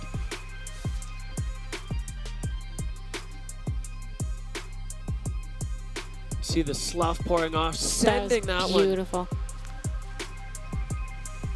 She's still got 2 poles here, taking that next air, and it's there that she loses the pole. So obviously pretty off-putting for the rest of her run. You can see she's really upset in the start gate, which I appreciate because she is a competitor. She's here to win, and she's allowed to be annoyed about that. Yeah, of course. Yeah, you can see just even by the body language there, the look on her face, she is bummed. Deux fois j'ai perdu bâton. Putain, ça m'est jamais arrivé de ma vie. Ouais, ça m'est arrivé 2 fois. For the non-French speakers, she said that's never happened to her before. Oh, c'était beau. Right, well, here we have the score coming in now for Sybille Blanjean, a 73-6-7, so you could see the reaction from that. You know, that moment there where you see the score, the way that hits you, you got to feel for those riders. Yeah, it usually goes straight to the ego, you know. And it hurts for a few minutes, and then it's over, really. All right, well, Sybille Blanjean, I mean, we're all happy to see her down in the finish area, safe and sound. Unfortunate, a bit of an equipment malfunction. And, I mean, you can't overstate how important your equipment working properly is. And if a pole strap snaps or you just lose a little bit of grip there, you know, it has pretty serious implications. And for Sybille Blanjean, that's not going to be another win here on home soil, as Zuzanna put down an absolutely spectacular run. So we're just waiting for Manon Loschi to get her skis on and get herself into the correct position. How stressful is it when you're in the start gate and all of a sudden they call you over and you're running maybe a little bit late? It's really stressful. And usually the starters are pretty stressed too, so everyone's stressed. And it makes for a crazy mood. But you know, it kind of like sets you in the mood for your run if you're kind of like, you know, things are spicy and you're like, okay, let's go. Little added intensity to the start gate, as if it needed any more intensity with world titles, Verbier titles on the line. And you can see, Anna, the crowd starting to build up here. There were so many people pouring out of the jumbo while we were watching the forerunners. The excitement in town has just been electric. Yeah, I'm just trying to see what kind of picnic supplies we've got on hand. Let's see a few baguettes. Any fondue? Can't see a pizza oven just yet, but I think it's coming. Hopefully it's coming. Manon Loschi, the peak performance rider, just getting her boots dialed in, making sure everything is perfect. We already had one equipment malfunction on the face today. Nobody wants to see another one. Manon Loschi has been an absolute spectacle on the Freeride World Tour. She didn't start last year when she first qualified because she was injured. The hype was it was a real build-up with Manon coming on. We all watched her film project, watching her casually tossing double backflips everywhere. Elizabeth, you've been kind of following Manon as a peak performance teammate. Kind of describe what you've seen from her. Yeah, I saw her go through the juniors, and I was already so impressed then. And then she made the tour, and that was kind of like, of course she's going to make the tour, you know. And seeing her arrive on the tour, like, I would think maybe, like, you know, you're so young, you have some pressure, but just out of the first comp here in Verbier, she just sent it, got second, and then after that, it was up and up and up. And just, I'm going to call it, she's changing the game. Like, you know, she's done the 360 and the backflip in the same run in Canada. It's never been done before. And, yeah, I can't stress how important that progression is for everyone, and it's gonna, you know, it's gonna push the sport in the right direction for sure. Yeah, absolutely. Went for it again in Georgia with not quite the full success we were looking for, but that run, you know, we got to speak to the judges, and they were saying that may have been the highest scoring run in the history of ski women on the Freeride World Tour had she stuck it. But you still have to stick it, and you know, as you said, Manon is young, but she's certainly not skiing. One thing I loved, Anna, you know, we got to call it here in that first run. We kind of know her with the freestyle stuff, but the first run in the Verbier Pro, full freeride. Absolutely technical skiing. I really trust her. Like, I'm not afraid to watch her ski fast through exposed terrain. She's got it. She's such a solid rider. Yeah, she's just making those final preparations as she is the now one of 3 riders that are in very serious contention for a Freeride World Tour Championship title. Elizabeth, you know how that feels in the start gate. It's the intensity must just be insane up there. This is so exciting. These 3 riders that are going to come, it's going to be so exciting. I'm nervous. I'm shaking a little bit, actually. Yeah, we just heard her there in the boom mic from the start camera, just asking for a little bit more time. She wants to be completely ready. I can only imagine what she's got planned. She's been working hard with Sybille Blanjean, who's a bit of a legend on this face as her coach. And Manon Loschi now, the peak rider, kicking things off on the petit back. Dropping out of start 1 there, taking some serious pace out of the start gate, lining up her first features. Stomping it, looking super solid. I think like you can really see the difference with other riders. She's just so fast and so confident in her skiing. She really wants it.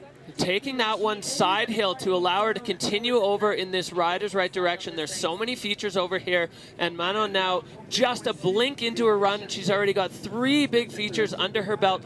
Lining this one up, Manon Loschi into the fall line. Beautiful. Perfect landing there, looking like she wants something over on the looker's right. And lining up another hit here. Yeah, Manon crossing a couple tracks. You can see the tracks definitely have an effect, and now she's picking up a whole bunch of speed on the lower section of the petit back, just arcing those turns, putting that technique to use that she's honed as a junior, and then on the challengers, a whole bunch of speed as Manon Loschi approaches this wind lift. Big double, doesn't quite pull it around, but damn, she went for it. Oh my God. Well, Manon Loschi, Elizabeth, you said it. She is not here to mess around. Setting a double backflip. I've never seen that in a Freeride World Tour competition. We've only seen it a handful of times in the ski men. I hope she's all right. She's up and standing. I think maybe more than anything, just disappointed that that second flip didn't come around. But what a statement from Manon. That's... I can't believe what I just saw. This is crazy. Unfortunately, a bit of an issue. I think she didn't have enough speed. The snow might be a little bit stickier down there. That's maybe why she didn't get enough speed to get that second one on, but that was crazy. I don't know, I have no words. I think we also have to give a little bit of credit to the fact that we only have 1 track in that wind lift from Hedvig Cheylus, our forerunner, and I'm not 100% sure that Manon was actually on that track. So rolling into a wind lift feature like that doesn't have a track set in it, the speed's going to be less, the pop you get out of the lip is going to be way less, and Manon just, I mean, the rotation was there, but she didn't have the air to get it around for that second flip. But incredible, incredible intention on that one to truly raise the bar. I mean, if it's done here, now the seal is broken, and are we just, that's just normal now? Yeah, I said it before, like, this is crazy. She must be very disappointed. I think we can kind of see that from her body language. But props, you're changing the game, Manon, like, for sure. And everyone is watching, and I think you're inspiring so many younger girls. Wow. Well, and I think we can speak to that because I watched the Region 2 Challenger at Crested Butte, and watching what the women were doing there, we saw more backflips, and not little windlet backflips, but huge sends off cliffs. You know, Lydia Nelson one that brought it around perfectly. We saw Piper Kuntz with a massive front flip.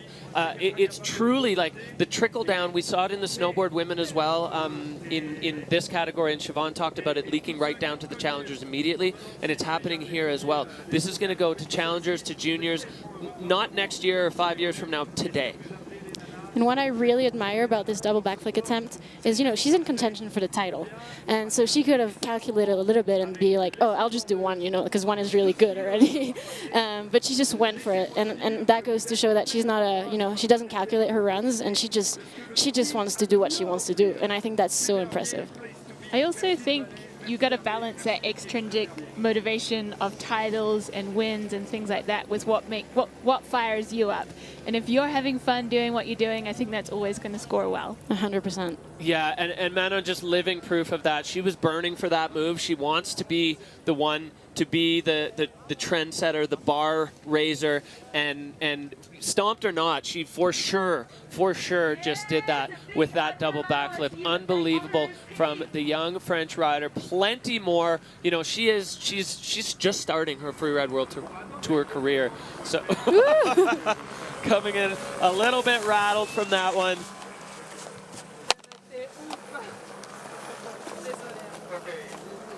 So that's a no score for Manon Loschi. Her désolé from Zuza. I'm sorry. We're all sorry that didn't work out. But again, Manon, hold your head high because that was incredible. Truly, truly inspiring freeriders. She can be so proud. All right, we are going to check in with one of our other title contenders, Hedvig Wessel.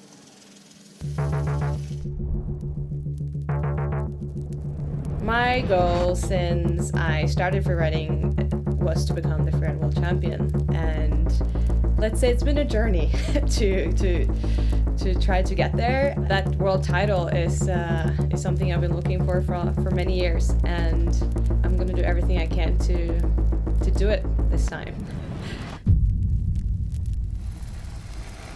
Nothing to it but to do it. Hedvig Wessel, she is in contention for the title, but she needs to win if she wants to win. So Hedvig is here for nothing but first place, and so exciting to see Hedvig Wessel. She's been on a little bit of a slow burn, creeping up. We had Manon leading for a while, now Astrid's leading, but Hedvig's been right there, and now is her time to shine. She's excited, she's nervous. We're excited for her. Elizabeth, you have some history of these championship battles with Hedvig. Oh man, yeah, I'm so nervous. So she is out of the gate, start one. Eyes on the prize, looking up her first feature. Super powerful skiing. And taking it as a double. Hedvig Wessel coming out with intention as she gets high on this pace. This is the most aggressive pace we've seen so far in the ski women's category, as she's now just managing her way through those old tracks. There's another big one beneath her. Getting into that spicy zone there, finding her takeoff. No hesitation, taking that so long. Sailing over the bomb holes from the other riders and connecting absolutely perfectly with the transition. Hedvig Wessel now with a couple of control turns and lining up this bottom feature right off the nose. Incredible run from the peak performance athlete, full throttle from Hedvig Wessel, top to bottom. The speed and the intensity of that run. She wanted it. And she got it. That was unbelievable. She's happy, I think. Happy-ish? We'll see what the judges had to do. The two compatriots there, competitors for a moment, but travel buddies and ski buddies. All right, Elizabeth, the replay of this, she was so intense right from the start. That double, like, I have to say that's a really tricky double to take, and she took it perfect, like taking the first one kind of big and the second one smaller, and then this was the move of the run, I would say. So big, and her connection back to the snow was perfect. She took that one long as well. All those off-season squats and deadlifts coming into play. You can see super direct. There were no speed checks really in the entire run. Full fluid, pinned Freeride at its best there from Hedvig. So we'll see what the judges, she's now done her bit. Oh, these are anxious moments as there's so much at stake, and Hedvig Wessel has been second overall 3 different times on the Freeride World Tour. She wants that final step, probably more than anybody in all 4 categories here today. As we see the score, the numbers up, 93-3-3. The relief. Open your eyes, Hedvig. Open your eyes. Look at the score. Does she know? I wish you the best. But don't beat me. Well, that says it all. Thank you, everyone who's been there. I'm proud of my run. I can't do anything more right now, so let's just pray for the win. I love that. She's so sincere. Yeah. Incredible moments there on the Freeride World Tour. So we only have one rider left in the start gate, and we had a chance to catch up, see how she was feeling before her run.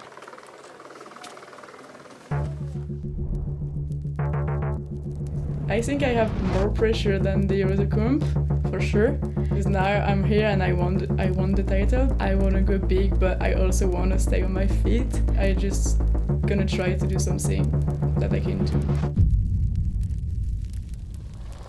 Okay, well, we have here a unique situation where the final rider to drop is a rookie, but who now has one massive score to beat. She just said she has more pressure and that balance. She wants to go big, but she needs to stay on her feet. How do you balance that as a rider? I guess we'll see. Yeah, I'm really curious what her strategy is going to be. She is on the face, catching some airtime straight out of start 1 and locking in a big one there, stomps the landing and looking over towards the lookers right of the venue. It is steep over here, skiing above exposure. Astrid, with that trademark speed, she always is skiing fast, and she is above.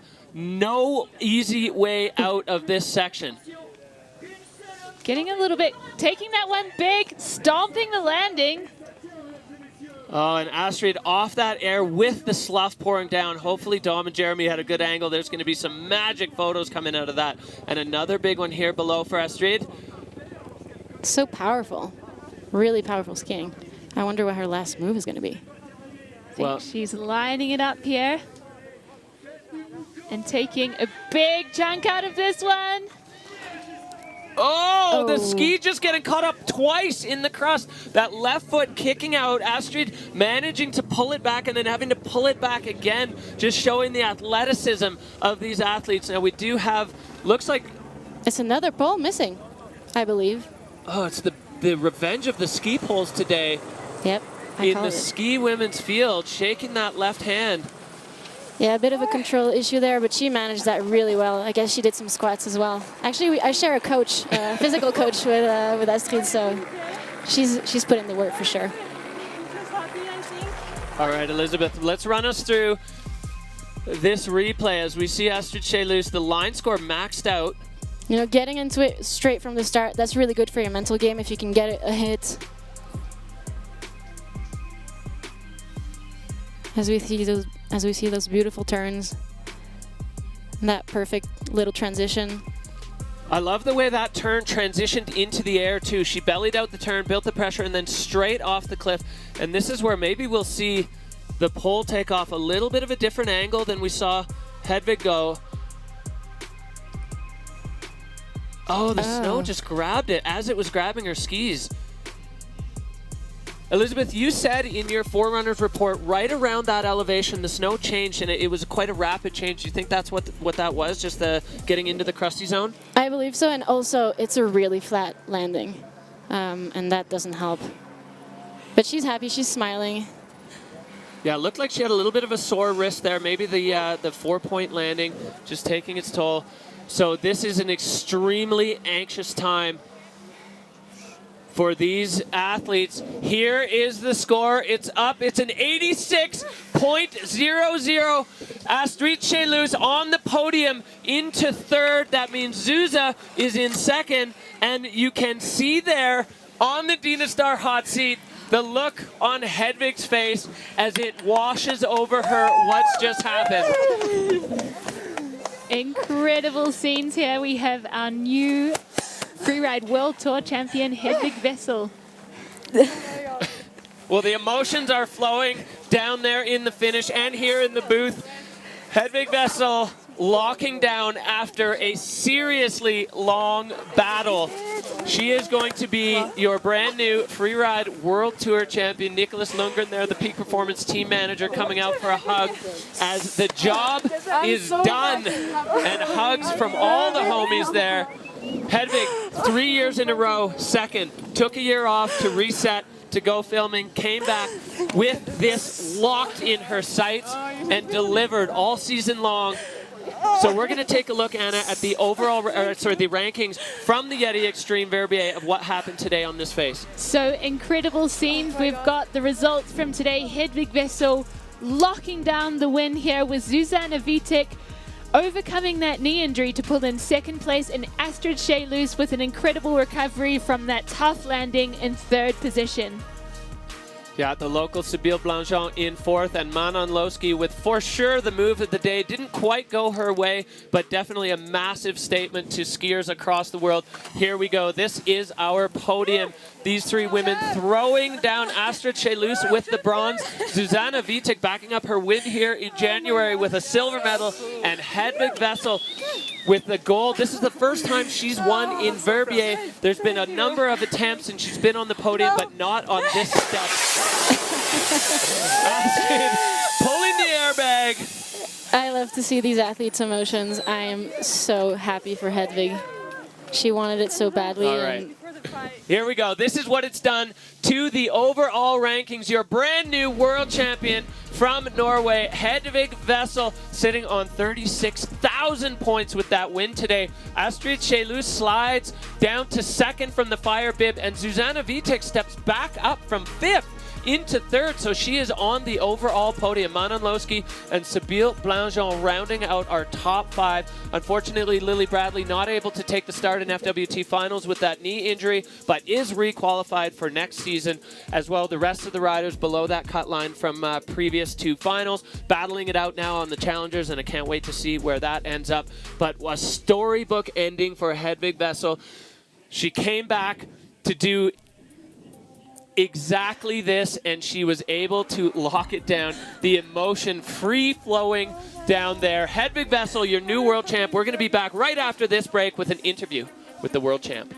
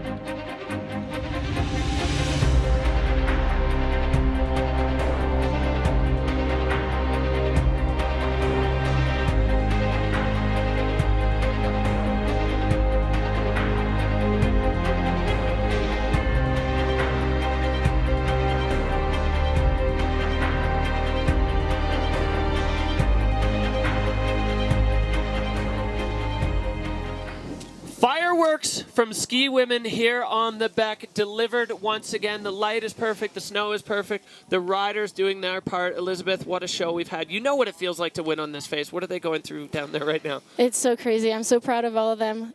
Extremely happy for Hedvig. Yeah, what a show. What a show, what a run. All these girls pushing the sport, and yeah, I'm just so happy not to be competing today. It's much easier from our position in the comfortable commentary booth here, but some huge emotions for Hedvig Wessel, who has placed second at various times. All right, well, we are going to head down to check in with our brand new freeride world champion, Hedvig Wessel, in the finish. Elizabeth's got some questions for you. Hedvig, I have to say, I went silent when the score showed because I just started crying so much. So I just want to congratulate you from the bottom of my heart. I'm going to cry again. You deserve this so much, and I'm so proud of you. Thank you, Ali. I don't know what to say. Hedvig, you've been fighting for this for a long time. You came back with this in your sights firmly. Clearly, with the emotion on your face right now, this means so much to you. Describe the feeling of the run and what you're going through right now. Oh, so much. Oh my God, it's hard to explain. Like, so much. I feel so loved and seen and supported, and it's been such a journey. This year has been so heavy mentally, and I've tried my best every run, and I just haven't been able to put it together, and I guess now I managed to at least do enough, and I don't know, it's insane. I've been dreaming about this for many years, and I honestly thought I gave it up 2 years ago. I'm pretty glad I didn't right now. But yeah, thank you, Derek and Ellie, for being here always. Oh. Well, a huge congratulations to you from all the fans, all of your supporters. You've been changing the game of skiing for a long time, and now you have the Freeride World Tour Championship title to show for it. I can't hear you guys, but thank you. I can't hear you what you say. Oh. Ears are blocked up with tears down there in the finish corral. Hedvig Wessel, emotion free-flowing as our new Freeride World Tour champion is crowned. Elizabeth, you've been in that exact position, the feeling of it, the elation, the emotion, the intensity. Yeah, I can't imagine. I mean, I can imagine what she's going through. I went through it, but you know, she's worked so hard for this, and I think that's what she said in her, you know, post-comp speech. Kind of is like, it's important for her to show like the viewers that it's, you know, it's also work, and she put in so much energy, and it was her goal. As long as she started the Freeride World Tour, that was her goal. She wanted to become world champion, and I think it took her a few years, but you know, just to get there, I think is insane. Well, yeah, the path is not always easy, and for Hedvig, I mean, you can look at it from a couple of different ways. Finishing second 3 times on the Freeride World Tour is a massive accomplishment, but the win was always in sights. And one thing that Hedvig said earlier, which I thought really was just the critical insight to all of this, she wanted today to do a run that she felt she could be proud of. And I think, at least from our seat, that was delivered in spades. I mean, a 93.33 on this face with that kind of pressure is such an incredible achievement. Most certainly. She performed under pressure, and after so many disappointments, so many second places, and I just take my hat off to her. Yeah, fighting through all of it and coming back with the uncertainty, and coming back in a season when the ski women's category has elevated itself to just the stratosphere. Flips and 360s are almost mandatory. Of course, the Beck has a slightly different take. It's not necessarily a freestyle venue, but the riders finding a way to get it done. Manon doing her best to go to the moon with freestyle. That category is through the roof right now, and it's providing some of the most exciting moments on the Freeride World Tour. So exciting to see it just blow up like that, and truly a storybook ending. I mean, the emotions through the finish of that were just, that was so intense and so much fun to watch. Wow, what an ending. All right, well, we are not done here on the Freeride World Tour. We've got the fondue crew, and while we've got you here, Elizabeth, we're going to dig into ski men as they're coming up, and this one is absolutely insane. It looks like Les Gorilles there, the local Verbier Freeride team. Those guys are going to be supporting their crew. They've got Martin Bender in the field a little bit later on, but these are some of our favorites for ski men. Elizabeth, give us your thoughts on ski men, the favorites, and your favorites. I can't do that. Iceman, Troublemaker. I mean, these two guys just have been so impressive all season. A little bit of a different style. I think Marcus is more into like freestyle run, but also like super good technically.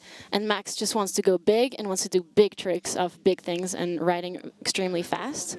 So I think it's going to be really interesting to see how these two different styles kind of like show up on the Bec de Ross, which is a very different venue than the venues they're used to, because it's steeper, it's longer, and it's just like there's so much like at play, you know.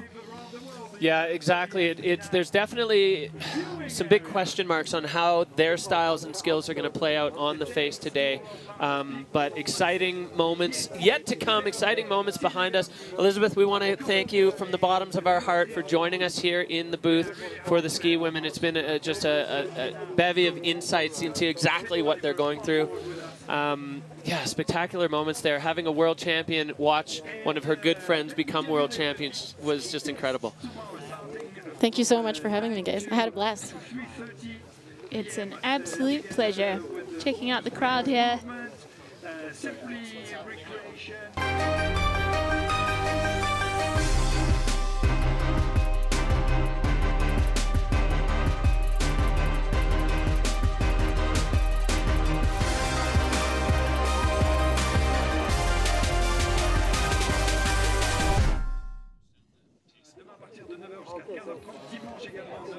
All right, we are back. Welcome back to the Freeride World Tour by Peak Performance. It is the YETI Xtreme Verbier 2024. The crowd is building, the intensity is building. We finished on the Petit Bec. Our next stop is the Big Bec, the Bec des Rosses. Riders starting from the top for the first time in a long time. The mixture of fear and excitement from the riders, absolutely palpable. There are some serious moves in play, some serious exposure, consequences. All of it is coming together here to deliver fireworks. We just saw the ski women and snowboard women throw down on the face. Anna, I'm unsure what to expect here as we ready ourselves for the snowboard men from the top.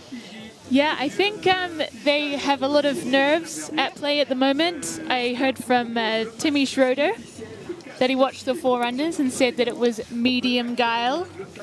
So not full guile. Yeah, he did say it was medium guile and not full guile. Absolutely on point. But I think they're really excited to start from the top and really show what they're made of. And for those of you at home, we are welcoming back Siobhan Cheylus, who is joining us for all the snowboard categories today. We saw the women throw down. Siobhan, you were outside the booth watching ski women. They went for it. Hopefully we're going to see the same now from snowboard men. We've definitely got a talented field of riders on tap here for snowboarding. It's been a while since we've been to the top of the Bec. Board handling, I think, maybe is going to be the #1 criteria here for the men. 100%. Like, to control your board, to control your turns, to know where to set your turns. You know, when you pick your lines, it's super important to not just think about the features, but think about the part in between and how you're going to execute that to ultimately then lace together your run perfectly. Yeah, and we saw that play out in the snowboard women with some exceptional board handling from Erin Sauve, from Núria Castán, bleeding the speed off without doing it too quickly, too sharply, and setting yourself into, well, into what we don't want to see on the Bec. We're going to take a look right now at our overall rankings. This is where we sit in the big picture for snowboard men on the Freeride World Tour by Peak Performance. The title is wrapped up. Victor de la Rue took it to... Well, he took it to the stratosphere. He took 4 of 4 wins on the Freeride World Tour this year, and the championship title is his already. So he's pressure-free for the overall. But 2, 3, and 4 are all extremely tight. Timm Schröder with a very slim lead in second place, the rookie there, and Liam Rivera and John Penfield all extremely close. It feels like whichever one of them comes in above, whichever other one of them is going to be the one standing on the second step of that overall podium. And Travis, baby. And Jordan and Olivia and Kenyon and King Goots. All right, well, catching up with some rabid Freeride fans out there, we're going to take a little look here at what we saw in Fieberbrunn as we crowned a champion. All right, so Victor de la Rue, Siobhan, I don't know if you were watching this while you were at home, or you guys were in Monte Rosa on the same day, so you probably didn't see it live, but another dominating run from Victor. He's incredible this season. The way he laces together his runs and stomps everything with the execution and speed is absolutely phenomenal. That move was unbelievable, that he managed to hold it together over that tough transition and essentially ride across rocks to secure the win and the title. Yeah, it speaks to his experience, to be honest. Like, he just knows how to lace a run together and just keep going. Yeah, he just keeps delivering event after event after event, different venues, different style of features, different pitch and features. So we're going to see our start list running in reverse order from championship rankings. That's right. So we have got Holden Samuels from the US of A dropping in first, followed by Michael Mawn and Jonathan Penfield. Liam Rivera is in 4th position there with Timm Schröder second to last to drop today, and our Freeride World Tour champion Victor de la Rue wrapping up the category. Yeah, you know, the building excitement and intensity of this reverse order start is definitely exciting. Seeing the last person to drop being the one with it all to lose. It was interesting there seeing it with Astrid. You know, I wonder if the pressure got to her a little bit. We'll see how it plays out with the men, and then totally pressure-free, the last guy to drop. Yeah, like each and every one of them can take the win, to be honest. They all have it. For sure, yeah. I mean, that's the beauty of the Freeride World Tour here. The categories across the board, every single one. Now, here's what you thought. Peak performance, fun bet, fan favorites. 96% of the votes saying Victor de la Rue will land on the podium. Liam Rivera, the local boy, 68%. He's been on a bit of a rise this year. He had a tough start, and then 2 podiums in a row. And then John Penfield, he's got a win here from the big back, so it's been, you know, he's a hard guy to vote against when the going gets steep and gnarly. John Powell definitely knows how to deliver. I think, along with Victor, probably the most comfortable in terrain like this. Yeah, and also the experience. He started in competition from the top of the Bec de Ross a couple of times, and he's got experience on the lookers left of the venue and also in the central couloir, so he knows where he's going. Yeah, that's very true. Jonathan is like one of the most underrated snowboarders in the world, I reckon. Yeah, we rate him very highly here in the commentary booth. You can see these young kids out here to watch the spectacle. We saw earlier on in the season a fantastic photo of Martin Bender in a much earlier edition of the Xtreme Verbier watching as a little Grom, and he is here now. Liam Rivera the same. These kids that grew up in Verbier, this is a huge part of their life experience, you know, coming out as fans and getting to be in the show that they watch for so long. It's such an impressive thing. I got a chance to talk to Astrid about it. She said she watched as a Grom and then got, you know, getting to be in it. It means so much to them, Anna. I mean, it's your dream, right? It's something you've been working towards, building up through the junior tour, maybe a hot minute on the Freeride World Qualifiers, and finally you make it here to the big stage and manage to hold it together to make it to the finals here in Verbier. Well, here is our first look at the imposing, mythical Bec de Ross, the crown of the Verbier ski resort. This thing is enormous. The gut punch you get the first time you step out of that jumbo gondola and actually see this thing in person, it's unbelievable. It's so high, it's so steep right from the top. I mean, pushing into the 50-degree range, and that start gate right on the pinnacle. This is truly the top of the sport here. Yeah, it's not just steep as well. It's called the Beak of Rocks in French, right? It's riddled with enormous features. Some of them go and some of them just don't. So you really need to know where you're going and orientate yourself well on the face. Yeah, these overhead shots from the Cineflex just showing the intensity of this terrain. There's so many options. The line selection here has been a little bit confusing for the riders because it's almost the gluttony of too many choices. Siobhan, go through maybe a little bit about some of what goes into picking a line on a face this big. That's a great question. Honestly, I think like for me it was always 1 or 2 features that I wanted to hit, and then I linked those. Like you can't look at the entire face and be like, okay, this one here, this one there, this one there. Like you do have to find them in a line and how to link them. So sometimes you might have to choose a feature that might not be the one that you actually wanted to initially hit, because another feature is the one that you want to hit more. Right, so finding something you burn for and then just build the line around that up and down. Well, these riders have done that part of it now, and all there is left to do is execute. You can see it's just a tiny little purchase up there on the very summit of the Bec de Ross. Those riders are going through it right now, Anna. Yeah, it's a platform. You can see some of the top features there. You can have a good look down the dog's leg couloir, but into the central couloir is a little bit more unknown. So that certainly builds the nerves. Also looking out at the crowd and seeing all the expectations out there for what you're going to put down on the face.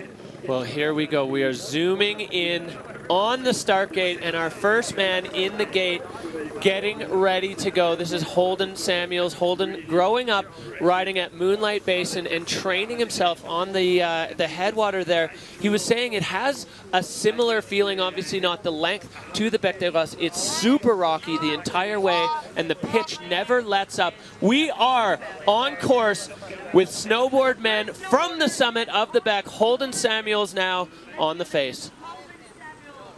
Dropping in there, working his way down to that little platform into the top of the dog's leg. Heading over to the looker's left. It must be incredibly steep up there, just knowing what consequences underneath you. Like he's holding it together really, really well. Saying g'day to a little ski dude there, lining up his first features or his entrance. Taking some big air there and hooning through this bowl. Perfect execution of that first drop. The way he sets his turns afterwards is also super impressive. Like the way he holds his edge and holds his speed and just keeps going. Yeah, managing the speed, absolutely critical right now for these riders as the pitch doesn't let up for about another 400 vertical meters. There is no way, if you let go here, you're not getting it back. So Holden executing that board control perfectly, as you can see, surrounded by rocks here in the couloir. Holden Samuels making his way through. His finding his line through those features. Beautiful snowboarding, perfect technique. Lining up a big air there, letting it rip. And managing to control on the heel side edge there. I know that's quite firm snow in the guts of the dogleg couloir. Yeah, the dogleg, as it snows, it tends to flush itself out with the slough. Another big one for Holden, pointing it off the nose of that, and perfect landing as he speeds now down onto the lower apron. That was a beautiful double. We love to see that. You know, the way he links his turns and like actually gets off his heel side edge super fast speaks to his technique. Definitely, he's just opening up here. We know the snow is a little bit funkier as you get down into this bowl, so this is where you just don't want to mess it up. Yeah, there was a lot of chatter from the riders about not wanting to put the board too sideways because there is a little bit of a crust down here, and if you get it completely out of the fall line and it breaks through, then you're going to get tossed. And the last thing we want to see is anybody going down before the arch. But Holden, the Moonlight Basin rider, and taking off that YETI cooler booter. That one's not judged, it's just for fun. I don't know how their legs handle that after the entire back to then hit a little jump to flat in the finish area. But Holden managing it, and he is in the finish, and the look on his face tells the whole story. All right, Siobhan, dropping into the top of the dogleg here. Talk us through Holden's run. Well, if you look at his way of executing stuff, Holden's not just holding it together, he is actually riding it. That was huge, and thinking about the steepness of where that cliff is absolutely phenomenal. And how he just laces his run together with that next cliff, and then finding his way further down to that double and holding his speed while still finding that balance between edge control and letting it go is absolutely phenomenal. Yeah, watching the board just ripple there over the snow. As we said, the dogleg kind of sheds its snow, so the further down you get, the firmer it gets because the slough is piled up there throughout the season. We had some ski cuts this morning pushing a little bit of snow down as we see Holden there. I don't know if he's grinning or grimacing as he waits for his score to drop. And we see this is going to set the bar for the rest of the category, 75.67. So a solid first run score from Holden Samuels. He'll be happy with that first run on the back. And, I think so. Landed everything on his feet, was super clean. A really clean run there for the American rider at a Moonlight Basin. And we are well and truly off and running here from the summit of the Bec des Roses. That picture just tells everything. It's so narrow. There's barely even room to strap into your board as the riders just have to hang out there. It's hard to even watch your friends ride as they disappear. It's so steep. But we are back up at the top with Michael Mawn. Michael Mawn, he's been on the podium in the second event, sitting right now in 5th overall. The gnarlier the better for this guy. The steeper it gets, the more at home he is. And Michael Mawn is on the back. And he is dropping into the super steep section down from the start, working his way into the dog's leg couloir.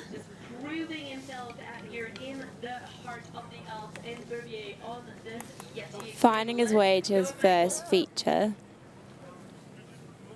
You know, Michael's like, he's an incredibly strong snowboarder, and it speaks to like his childhood as a half-pipe snowboarder, and the way he has edge control is out of the gate. Getting into the Nar.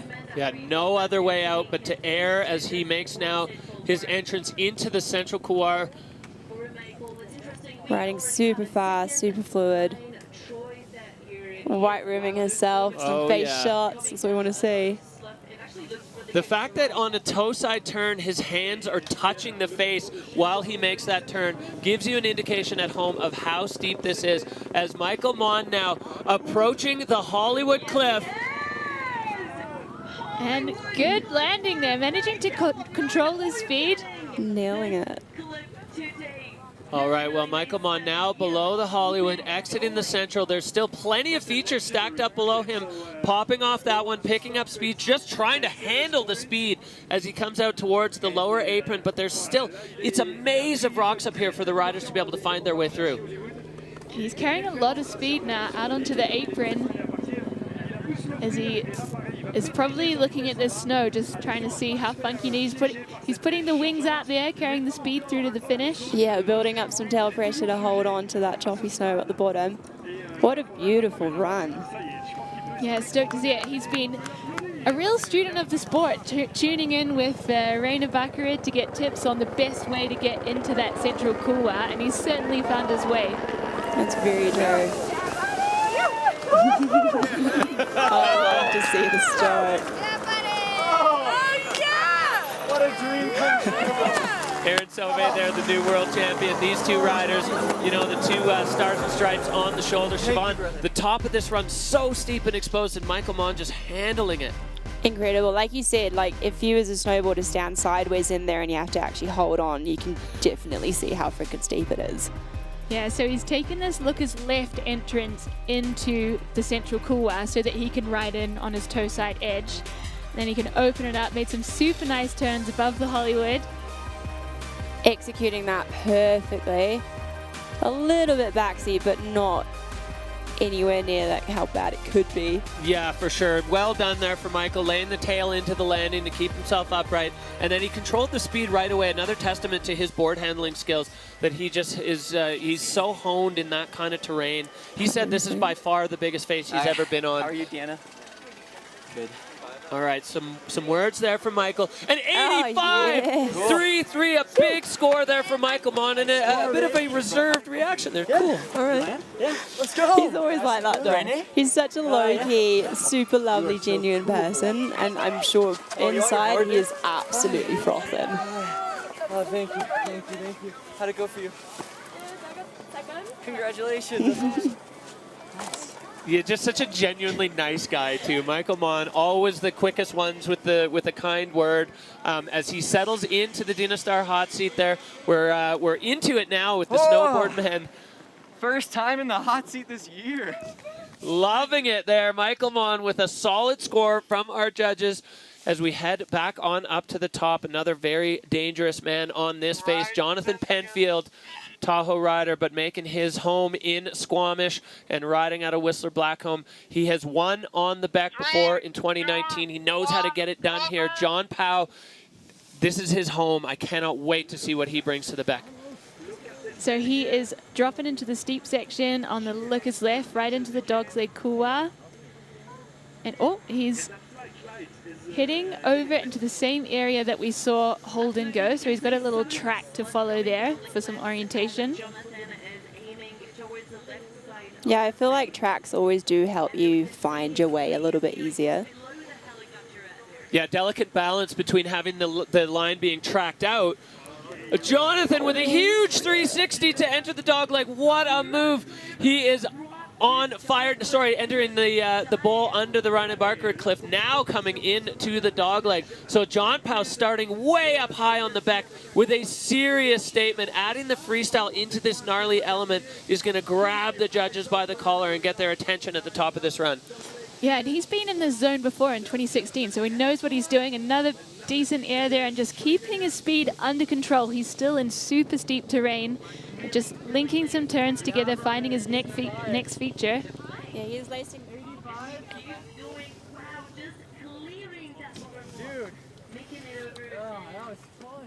Well, John Powell now on the heel side and going way over into an area that we haven't seen much action, airing over that rock section and stomping clean again. So John Powell linking up a huge number of big features on the Bec des Roses.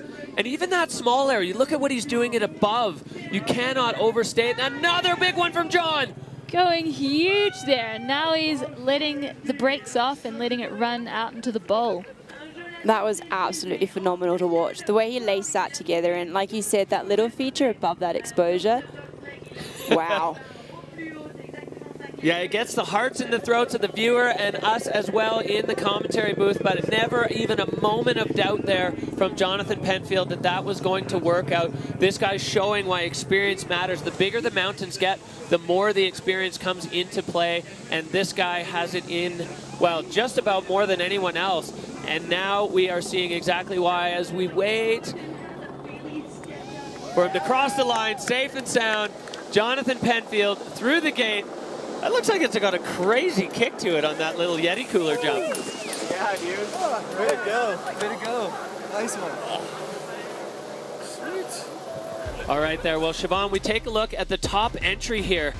You know, like the way to do that is setting up the tone for your entire run. And if you can keep that going, the judges are going to be captured straight from the start. And he just kept it going. Like there was no spot where we'd be like, oh, no, that's too slow. He just kept it going, kept it fluid, linking his turns, finding super big features, linking them all perfectly. I mean, look at him how he's holding on to that in that steep section, and this one above exposure is just absolutely phenomenal. Sweet little indie grab in there. Well, Jonathan Penfield showing exactly how he got it done in the past, winning on this face before. The only one in the field to have started from the top previously. Super direct line with a big 360 at the top. The numbers will tell the tale. Jonathan just catching his breath. We heard from the forerunners earlier on, you know, Andrew Pollard saying how tiring it was just being at the bottom. You're absolutely gassed. And that wasn't even comp run intensity. Now we wait here for I mean, my legs are tired from watching.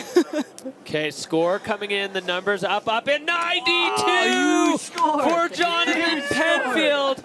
And he is pretty satisfied with that. The judges absolutely loving it. Anna, you could see when the number hit and his eyes saw it, he just kind of lit up there. Yeah, well deserved. He's been riding so strong this season, and that was an absolute scorching run. Yeah, it's beautiful to see how his smile just grew more and more with the score climbing up. Well deserved. Well deserved for Jonathan Penfield. So a new bar set from John Powell, Jonathan Penfield, showing why experience matters.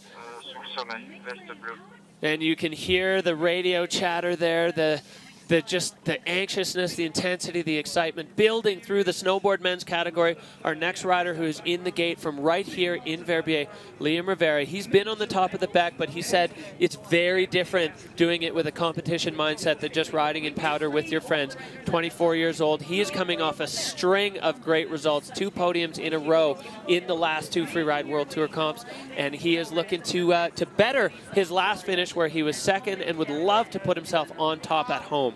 3rd overall right now. Liam Rivera from right here in Verbier is on the back. His dad is in the audience, and I've never seen him look more nervous to see Liam ride from the top of the Bec de Ross in competition, but he is making his way through. It's a good 50 degrees up at that top section of the dog's leg. Making his way through the bowl there to find his first features. And Liam riding with some speed here, not holding back. Putting some technical turns in. Yeah, once you see jump turns, it's another testament to how steep an area is. Yeah, and we saw Michael go through here on the toe side edge, but Liam having to do it on the heel side edge, even another element of difficulty to that. Taking the same mandatory area as Michael did. And the snow is pretty good in here. I think some of the slough is being cleared out, so still have to be conscious of that, but he's managing it well. Taking some air there, catching some speed. Airing into the central, that is a bold move. As you see now, as we pull back Liam, there's nothing under him but ginormous cliffs, and one of those is going to be his aim. The Hollywood cliff, straight off the nose. Liam Rivera stomps it. What? That was huge. Enormous air, and just getting that speed under control as he moves down to the next section. There's still lots to play for down here. That's another big feature he's lining up there. Frontside 3, but gets caught up on the landing. Hung up a little bit. Like slight over rotation? Yeah, I think so. And Liam now still not letting go with a backflip, bringing it around to his feet perfectly. Liam Rivera showing that he is at home in his backyard with an incredible display of freestyle at the bottom of the Bec des Rosses. Incredible run there from the local rider. This guy, he knows exactly where he's going, never a hint of getting lost. That had all the elements in that run. Yeah, he got into like the most serious terrain on the face. We saw a 360, we saw a backflip. There was a slight control issue in the landing of the 3, but I think that was an outstanding run. Absolutely outstanding.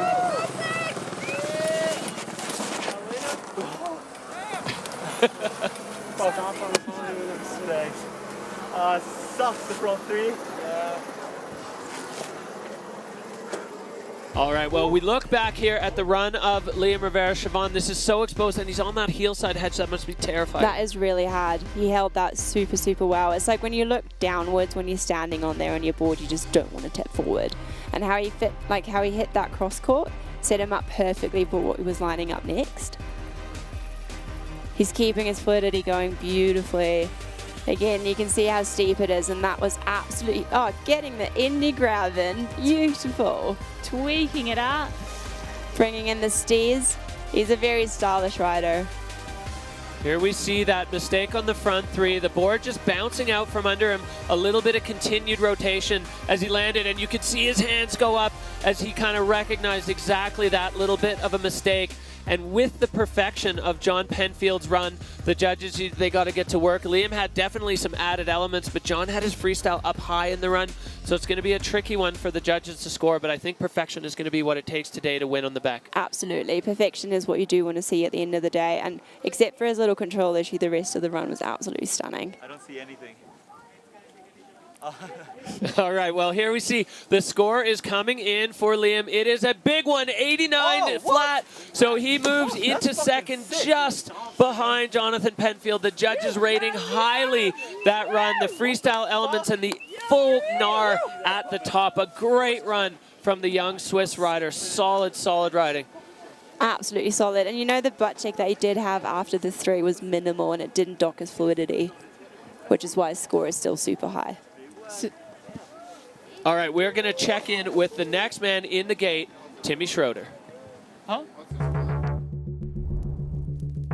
Starting at the top of the Bec is really intimidating. It's a whole different level. It's almost like a different sport to other venues, and I'm for sure a little bit nervous about it, but I also can't wait to have it done.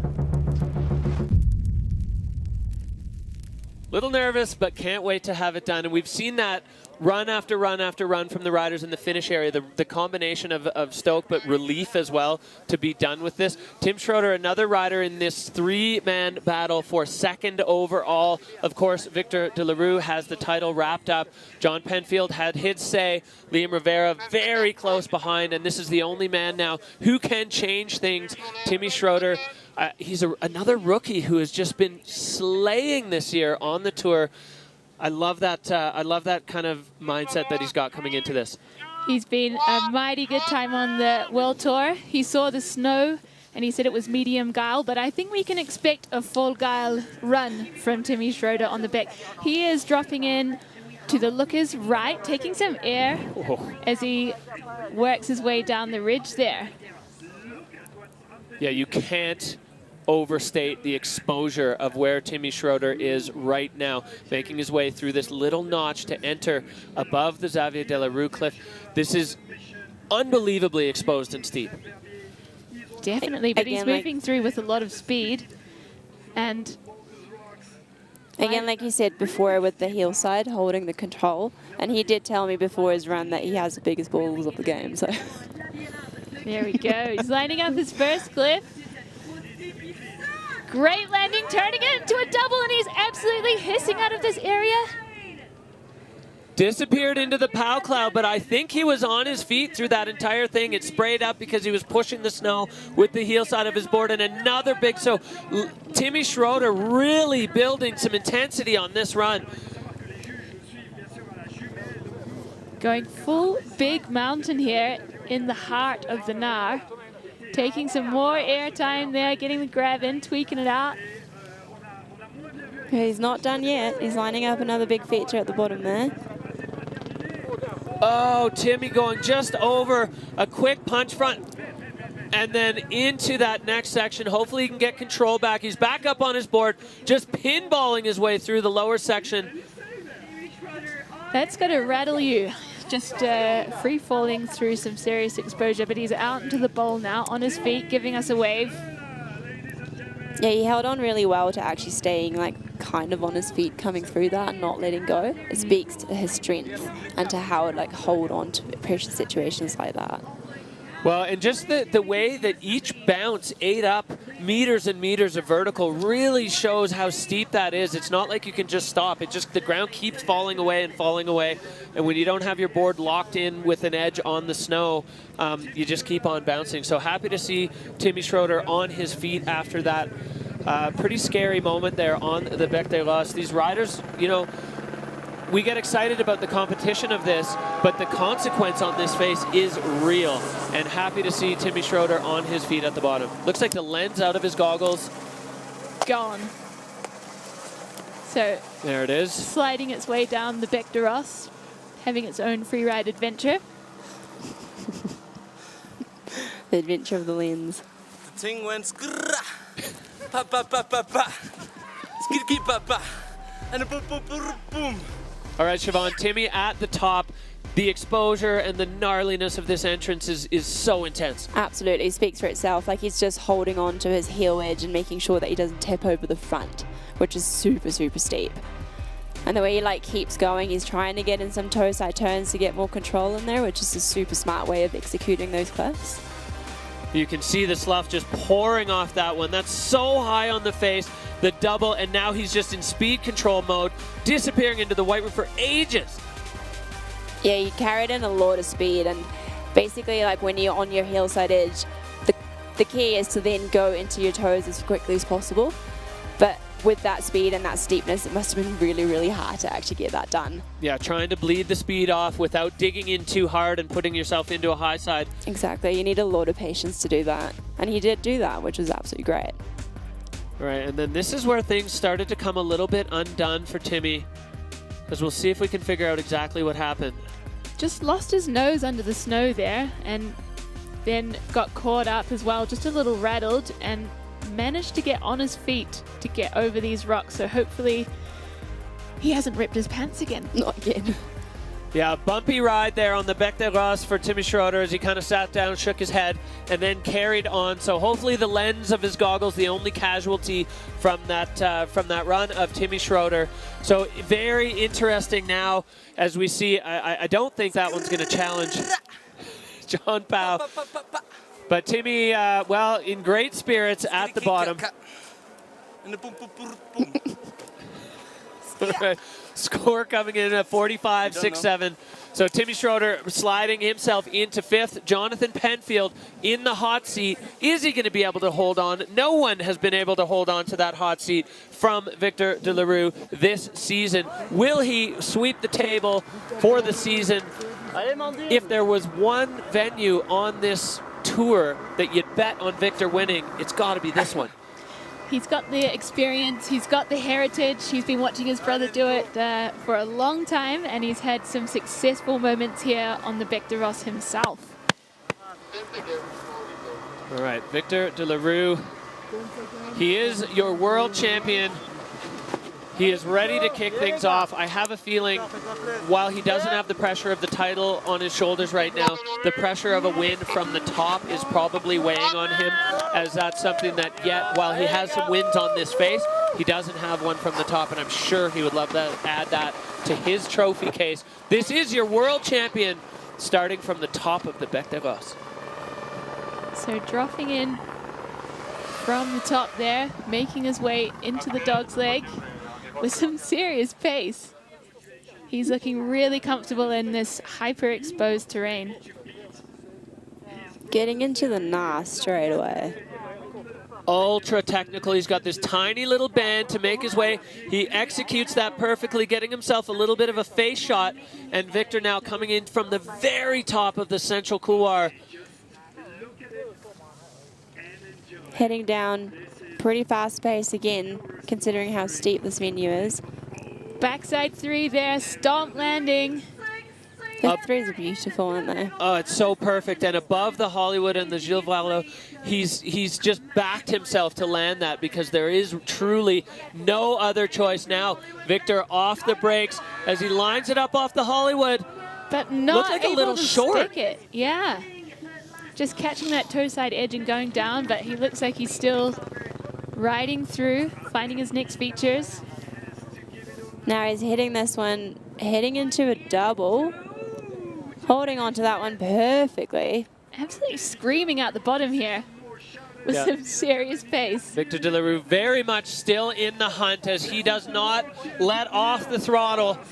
Now pinned through the bottom of this bowl as he makes his way across this funky, weird snow. This is where the crust is on the face. So although it looks like for sure it is the easier terrain, the snow now becomes the obstacle for the riders to get through. We don't want to see any caught edges or weird snow snake issues in this bottom bowl. But Victor having no problem at all and into the finish. Skipping the Yeti feature but hitting in a front flip again. Love it. All right, Victor De La Rue unstrapping as we go back up to the top to this unbelievably technical entrance, Siobhan. Yeah, that is absolutely Billy goating his way through the top section. And that is over so much exposure as well, heading into that super well, holding on to it. And you can see the judges bar line score maxing a little bit lower on control as he did have a bit of an issue off the Hollywood. Back three above that exposure. Yeah, that's something that we sometimes forget watching this, I think, is like over that exposure to do that three is absolutely massive. Heading into the Hollywood, getting a little bit short and landing on rocks, actually. Yeah, you were dead right, guys. He didn't have enough gas on that one. Yeah, I'd say a bit of an uncharacteristic speed mistake from Victor De La Rue. You don't see him going too slow very often on the Freeride World Tour, or ever. But Victor De La Rue with a serious issue in that run, landing on the rocks. Again, like he did in Fieberburn, though, managing to just ride it out, kind of tail pressing through. But this line, so direct, right off the summit of the Bec de Rosse. So the judges now have it in their hands what to do with our world champion on the Bec. But you can't take the title away. He is the season-long champion, world champion freeride once again. But Jonathan Penfield now, some anxious moments.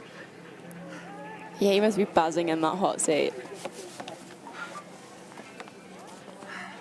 Judd is working hard. Yeah, weighing up all of the things that Victor did against the things that Jonathan did, and as well against the criteria. You know, these moments where the judges are deliberating, Siobhan, how much is discussion and how much is just making sure to take the time to get it right? Well, first of all, it goes like the first impression is the one that we go of, and that if we're all in the same boat, then there's not much discussion. But sometimes we do have to take the time to reiterate and really watch through the run and see how severe the control issues were, and then adding up the entire overall impressions with all the features and how they're lined up. Well, he's still got a big smile on his face. Here we go. This is the deciding factor. It's an 84.67 for Victor De La Rue. That puts him into fourth, so just off the podium. And this guy standing up at the Dynastar hot seat is going to be your winner on the Bec. He's done it before. He's done it again. Jonathan Penfield with a commanding performance. All right, we're going to take a look at what happened here in the snowboard men's category on the Bec.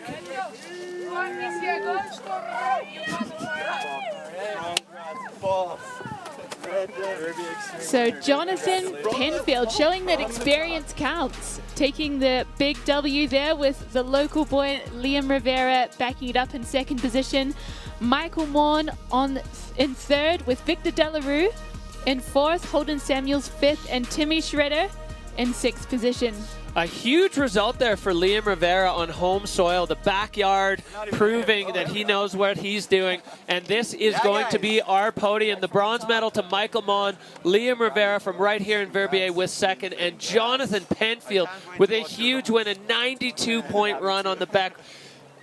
Siobhan, you mentioned it, you know, he's a little bit underrated. He certainly shouldn't be, as we see what this has done to our overall rankings in the Freeride World Tour by Peak Performance Snowboard Men's category.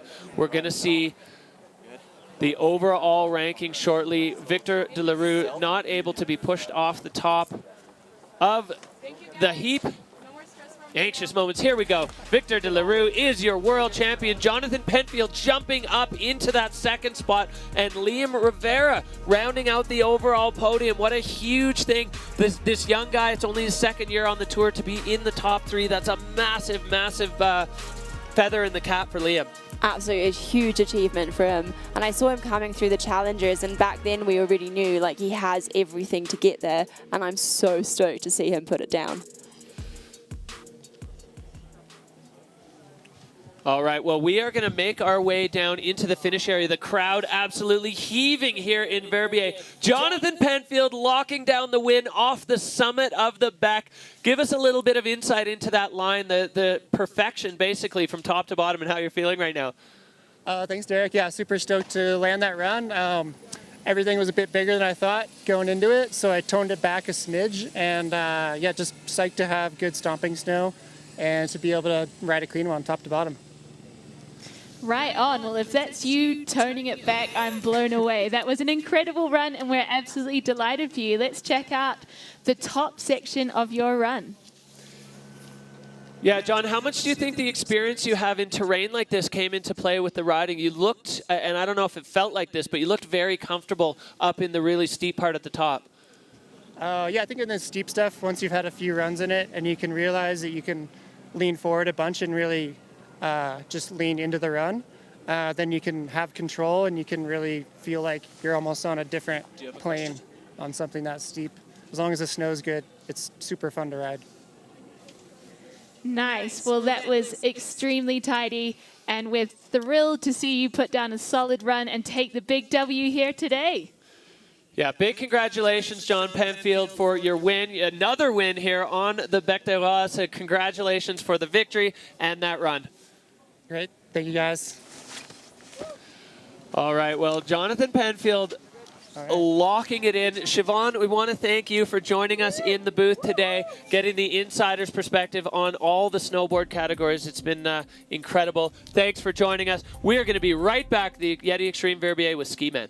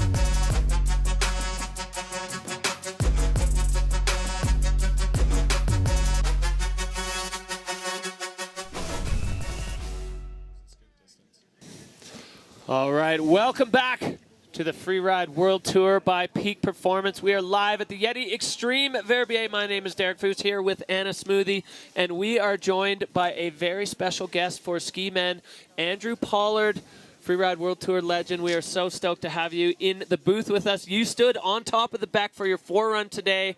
Maybe describe what that was like being up there at the top of the Big Mama. So yeah, I've never actually gotten the opportunity to ski from the top, and they were excited to let me forerun today. And let me tell you, it's an intimidating experience up there. We got to fly up a couple days before, and I think everyone's plans changed pretty quick once they got to the top and saw how steep it is. Yeah, that was an interesting decision from the Freeride World Tour organizers. Maybe talk a little bit about what went into that and then what it actually resulted in. Yeah, so basically no one started from the top since I've been on tour in the Ski Men category, so we got a pretty fresh crop here. I don't even think Turdell has skied from the top, if I'm correct. So it's a fresh crop on a big, big ocean of rock and snow, so we're excited to see what they do. The light is definitely not super in our favor right now, so hoping that they can still get enough definition to put on a good show. Yeah, so we have a look here at your forerun. Maybe you can just talk us through what it was feeling like and what you were doing, where you were going, and what you were trying to achieve on this forerun. Yeah, I was up there with the absolute legends, Leo Slemet, and he was pretty much like, it's not that steep, and I'm from America, and we don't ever get to ski anything like this. So rolling into the top is quite an intimidating experience. Kind of rolled around there. You can see me in the left of the frame. But that entrance is pretty darn intimidating. You do not want to fall there at all. It hasn't been skied much. They keep it fresh before the event, so there's a lot of fresh snow there that can add to the slough dynamic of everything, which is really new for us on the tour. We've been skiing a lot of small venues the last couple of years, so I actually chilled and stopped here to let my slough go for a little bit. Not a spot where you want to have any snow moving. Yeah, you can see there you kind of paused and let the slough go down. And if you look in the bottom right-hand side of the screen, you can see it just screaming over all of those cliffs. How much of a factor do you think that's going to be for the riders when they get on the face after the Snowboard Men? You think it'll be a bit cleared out, or it's still going to be very much in play? I think it'll be a bit cleared out, but I also think that it's such a steep face that if you go anywhere fresh, you're always going to kick a little bit of snow off. It's literally a giant mountain of boulders. But yeah, I got to open up the Hollywood, which was pretty special experience for me. I've never gotten to hit that air, so. And you did it beautifully. How easy was it to orientate yourself on the face? It's actually not the worst. There's no blind rollovers on it, which is kind of the only way that this venue works, in my opinion. If it was a bunch of blind rollovers, it'd be way too dangerous to compete on. But the big thing about it is every time that you hit an air on the Beck, it almost gets flatter with each transition of rock that you come down. So yeah, down here at the bottom, it's actually not anything like the top. After you ski the top, it feels pretty flat down there. Yeah, the venue bending from the steepest at the top and then gradually mellowing out. And, you know, we could kind of see it in the body language from the Snowboard Men. The ramp up of intensity as it bends and gets a little bit less steep. And I remember hearing Raina Barkred talking about that a little bit. It's not that it isn't steep, it just isn't as steep as it was at the top.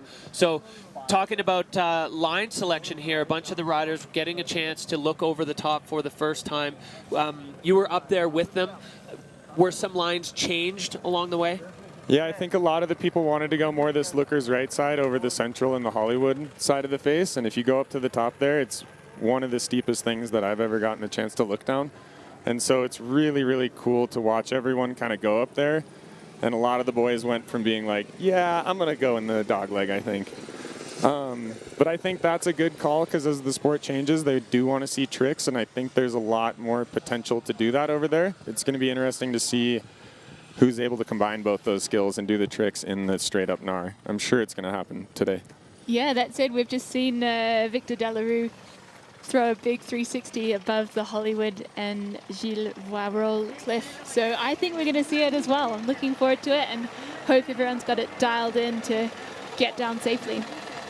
All right, so as we see the crowd absolutely heaving here in Verbier, there's so many great opportunities to set yourself up on the edge of a cliff and watch the competition. We are live at the YETI Xtreme Verbier. It's 2024, the culmination of the Freeride World Tour season here. As you can see, our little perch coming into sight from the heli. Exciting moments here as we're just ramping up towards Ski Men. That helicopter, the Cineflex camera on the front of it. We've got fondues, the ultimate picnic spot here in the Rockwell. The helicopter just showing us that there's so many people out here. The town of Verbier packed to the gills with Freeride fans, and everybody was so excited. You know, we're walking to the lift at 6:45 this morning, and even then the vibe was just electric. Yeah, it's always a good day out on the hill. You can guarantee a fantastic show from the Bec de Ross and the stacked field of riders we have today. See Jeremy Bernard, one of the long-term photographers on the Freeride World Tour, capturing some of the most beautiful images around the world time after time after time. And he was stoked to be in the heli today because the shots they get out of that thing are just unbelievable. Yeah, it's actually been a long time since the guys get to ski in front of the big drone. Big helicopter. Very exciting for them. Do you find it off-putting, Andrew, when you're being chased by a heli as compared to a drone? The drone is definitely a little bit less intimidating than the helicopter. I can imagine. Can we announce that? Lots of different elements to play with. Yeah, just look at this crowd down here. Like, if you ever get the chance to come to Verbier, you need to come and check this out in person. It totally changes your opinion on what these guys do. Like Victor's 360, scariest 360 in the world, opened up by Leos Limit.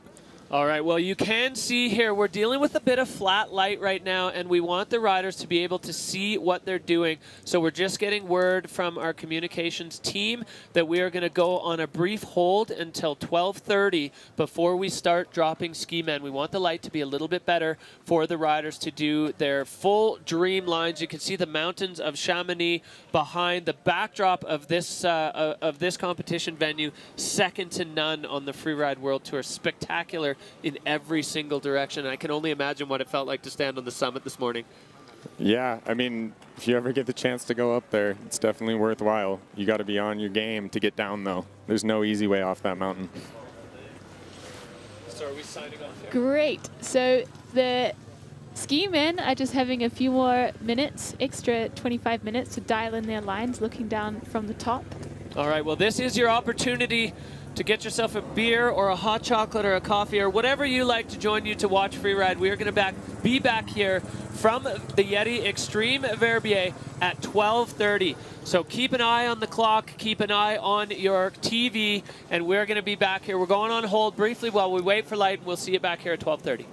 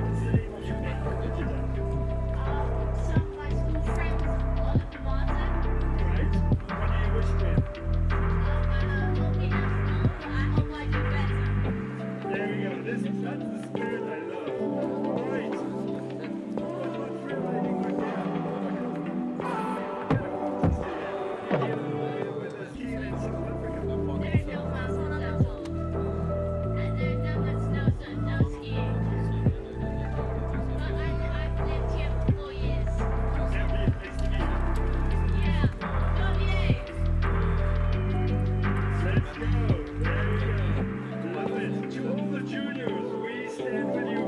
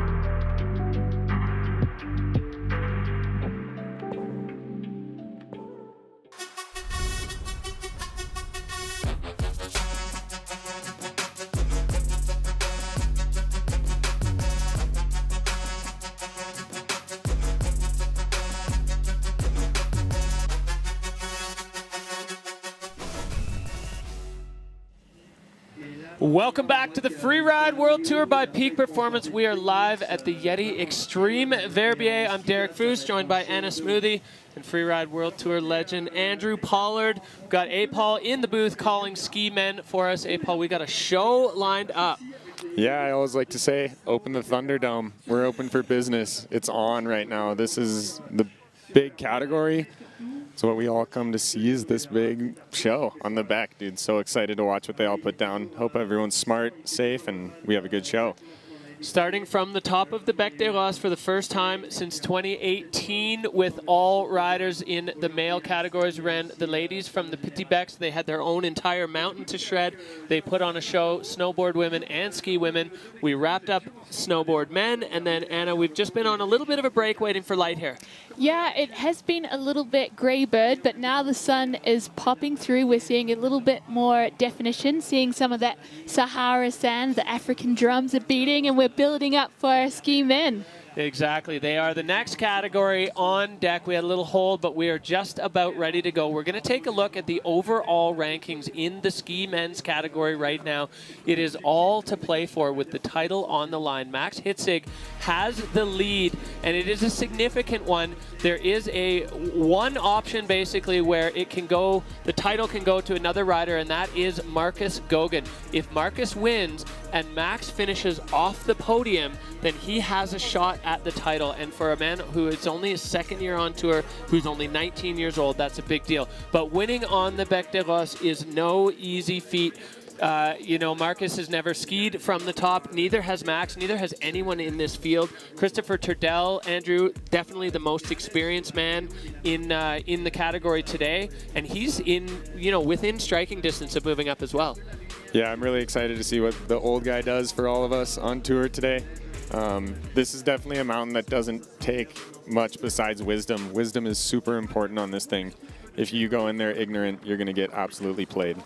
Yeah, and we don't want to see anybody getting played off the top of the Bec des Roses, but I feel like these guys, all the ski men, are capable of making good decisions. They're certainly riding within their ability. It's just that the envelope of their ability is so big. Definitely, and I think that look from the top that they had on Wednesday has adjusted some line plans, and I think these guys are going to be skiing smart while also letting it loose. Yeah, we're going to take a look here. You see the riders all getting themselves ready. We're going to have a quick look at our start list. This is going to be the order that the riders are dropping in today for the YETI Xtreme Verbier. So, as before, we are running in reverse order of ranking. We do not actually have Carl Rigner Eriksson in the gate. He is suffering a knee injury. So the first man in the gate is Oscar Mandin, followed by local boy Martin Bender, Valentin Rainer out of Austria, Maxime Chabloz of Switzerland, Finn Bilous holding it down for the New Zealand crew, and Tenra Katsuno, who has assured us he will buckle up his helmet real tight, and then the wealth of experience from Kristofer Turdell.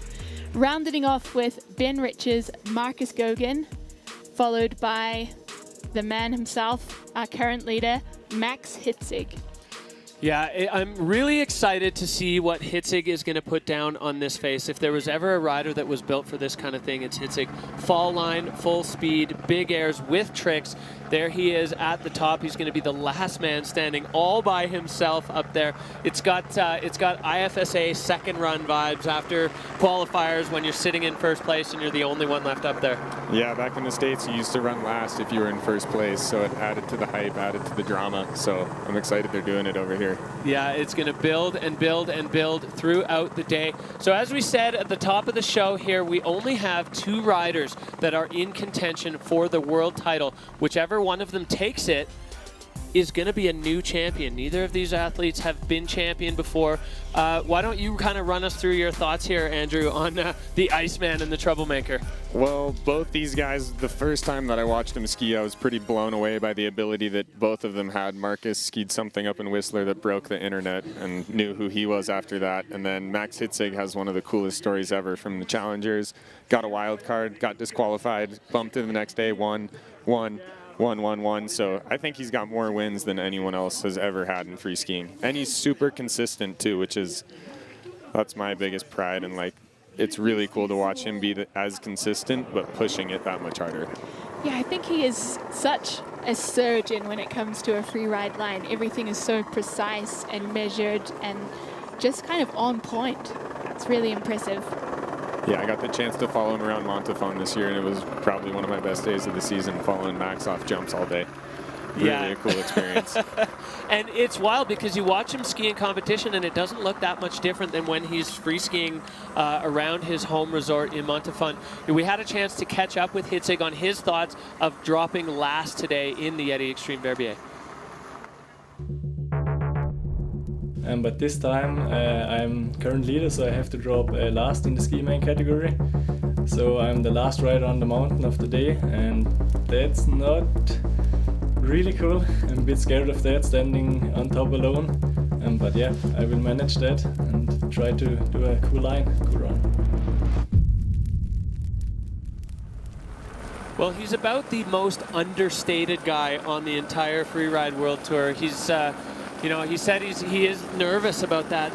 Being up there by yourself, I mean, how much does the camaraderie of the other riders play into the effect when you're up there ready to drop a comp line?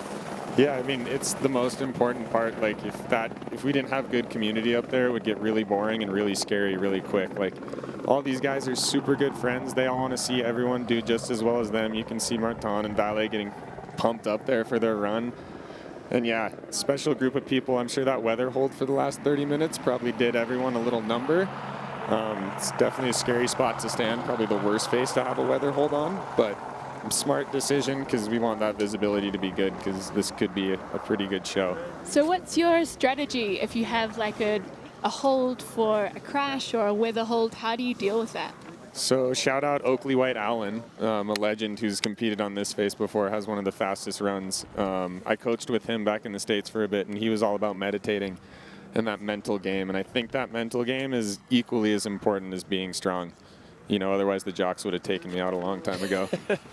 Yeah, it all comes down to mindset at the top of the competition venue, and this one more than ever as the mental side of this, riders balancing excitement and fear, wanting to put together a line that impresses the judges, but also wanting to be on their feet at the bottom. So here is what the fans thought. The peak performance fun bet fan favorites, 84% of you locking in a vote that Max Hitzig will be on the podium. 62% of you feeling pretty good about Marcus Goguen, and 29% of you backing Maxime Chabloz. He is the only one out of the three of them that has a win in the Xtreme Verbier under his belt. That was from the Petit Bec. This is the top of the Bec des Rosses, a completely different beast. Yeah, when we were up with Maxime the other day, when they said heli off the mountain, he wanted off the mountain immediately. This is some big terrain for him, so I'm really excited to see what he puts down. Yeah, he definitely acknowledges that he's got brings more of the freestyle vibe, and this is a big mountain venue, so it'd be interesting to see if his line choice leans more towards that freestyle side of things. Yeah, and it's fascinating chatting with Maxime Chabloz because he says he's really afraid of heights, and I think that's wild as a professional freeride skier and a guy who spends a lot of time paragliding, which you're like the highest you could really be in the mountains, but it's something about the control that he said kind of brings the fear in this environment. Yeah, it's a big face out there. Another person are these two young Kiwis. There's not that many mountains like this down in New Zealand that get this good of snow on it, so excited to see what the Style Masters bring. Absolutely, yeah. Ben Richards coming fresh off a win in Fieberbrunn with that high speed, high intensity, high octane run, and his very first win on the Freeride World Tour. I asked him if he was feeling confident coming off that win, and he was like, well, yeah, it was great to win, but this is so different from that. That confidence isn't exactly the emotion that he's feeling in the moment in the start gate on the Bec des Rosses, but all of these riders very well capable. It's an interesting dynamic that we've got in the ski men. It's been a big turnover over the last 2 years. You know, you talked about Kristofer holding it down for the more experienced riders, and I'll be curious to see how that experience plays out on this face. We saw Snowboard Men with Jonathan Penfield, the most experienced rider in the field, dominating. I mean, he really put down such a strong performance, and I'll be curious to see what are your thoughts on that? You think Turdell's got this one? Oh man, I hope everyone got this one, man. These are all my friends too. I look up to a lot of these kids a lot, and Turdell, of course, and man, I just want everyone to get down on 2 feet and celebrate and have a beer at the bottom. Yeah, leave it in the judges' hands. Yep. It's going to be a good day if the scoring's hard. Hopefully those judges have to work for it. Yeah, you can see our Alpina spectator zone just heaving down there. The locals coming out in droves to watch the YETI Xtreme Verbier all over the cliff sides. Andrew, you said your dad was posted up with Dion Newport and the local crew fondueing on the slope side? Yeah, they're fondueing. It's my dad's first time here. Got to watch me forerun. Really special. Shout out to all the parents out there that help support all these freeride kids live their dream, because without you, Pops, definitely wouldn't have gotten to ski that run today. Big shout out to all the Freeride family, the moms and dads, getting the kids to the resort, showing them the love of skiing and making it all happen. Yeah, and the coaches too on the junior series. So many of these riders have come up through junior freeride, honing their competition skills, and then for a lot of them, a real short stint on the qualifiers before bumping into the Freeride World Tour and really holding their own. We talked about that rapid turnover that we've seen in the last couple of years to a much younger average age on the tour, and I'd say ski men maybe more than any other category really showing that switch over. And we're going to see today, we're getting word that we're just under a minute away from our very first rider as that camera pulls back and shows you the entire picture of the Bec des Rosses. Andrew, you stood up there short hours ago. Describe the intimidation of standing on the summit. Yeah, that shot really puts it all into perspective. You can't see Oscar anymore in that gate up there. It is way bigger than it looks. I was pretty gassed and tired at the bottom of my run. So yeah, it's a big beast. It's really cool though, because it's never been a contest against the people, but a contest against the mountain. So really special. Yeah, there's 600 meters of vertical drop here on the Bec des Rosses, and compared to a lot of the other competition areas that we have, it's more like 400 meters, so that's pretty significant. You could fit all the other venues inside of this space. Well, here we have our first man in the start riding out of Avoriaz. That is Oscar Mandin, the Frenchman. He has been on fire this year. He goes all or nothing, and there's his dad. I don't know who is more nervous, if it's Oscar's dad or Oscar in the start gate.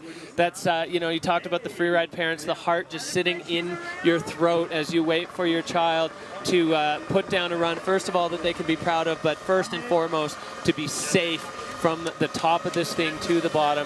And all we want for all these athletes is to be skiing through that finish arch and feeling good about what they did. Looks like he is getting himself mentally prepared in the start gate there, Oscar. He is a really experienced competitor, has spent a lot of time on the FWQ before he joined us here on the Freeride World Tour. And I think he's going to be going pretty bananas today.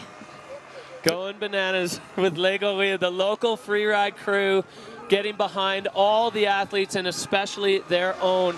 As you can see, that start gate, it's a lonely spot up there. There's not a lot of room even to click into your skis, looking over the edge and just getting the nerves firing as the NAR looms underneath you. The drone's in the air, the heli's in the air, the skis are clicked on. We are 10 seconds away from starting ski men off with a bang with Oscar Mandin. He stands on the podium regularly, and when he doesn't, it's fireworks anyway. Oscar Mandin, the first man out of the gate for ski men. YETI Xtreme Verbier underway. And he's heading down the Lookers Right Ridge, trying to find his entrance there, skiing quickly down. There's a little keyhole entrance into the face here. So he actually took the more aggressive entrance off the top there. When we were all standing there the other day, those were two of the scariest turns that I thought you could make. Doing really quick work of it too. That is so steep up there, so gnarly. Yeah. Oscar bringing an aggressive approach to this rider's left part of the very top of the Bec. You cannot overstate how steep this is as he is making his way down into the Xavier Delarue cliff and landing it perfectly. Oscar Mandin with a huge statement as the first rider out of the gate. Carrying a bunch of speed out of there. And he's not done yet. He's lining up another feature with a big backy, landing it clean. Yeah, beautiful skiing out of Oscar so far on this run. He's definitely taking that more lookers right approach at the bottom. There's a lot of good features over here, a lot of good takeoffs. Definitely some potential for some tricks. So a bit of a setup move there for Oscar as he gets lined up above this big block of rock. Tossing a backflip, comes around, a little bounce, but he's up and clean. And look at what he did that above. Oscar Mandin backing himself over the exposure. Unbelievable, carrying so much pace out of that super aggressive run. Wow, that was a beautiful run for the kid. These Europeans, they grow up wanting to do this event, and to put down a run like that, your first time skiing from the top, I'm sure he's over the moon. Oh yeah, now we heard from, well, you yourself as the forerunners, that this big basin at the bottom, the snow's a little bit weird and there's opportunity, but Oscar, no problem managing it, keeping his skis in the fall line. He's through the arch. Yes! The crowd going wild and Oscar going just as wild. Yes! Yes!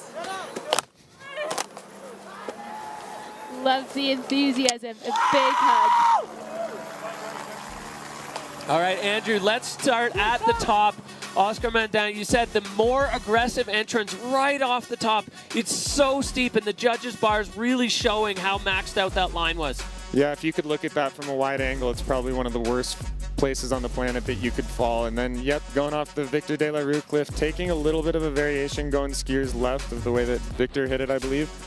But yeah, then coming over to Trickland and a perfect little whack flip off of that one. Yeah, I think very great line. Barely holding onto that landing off the Leo Slemet cliff. They might dock him a little bit for control there for not a super clean landing.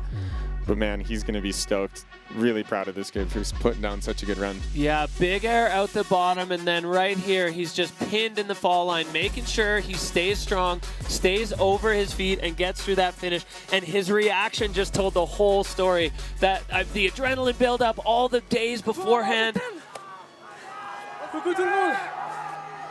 And you can hear the crowd behind him, the score coming in. It's a 90 for the first rider out of the gate, Oscar Mandin, with a huge Let's go, run. boys! Présente-toi! Yes! He loves it. So excited.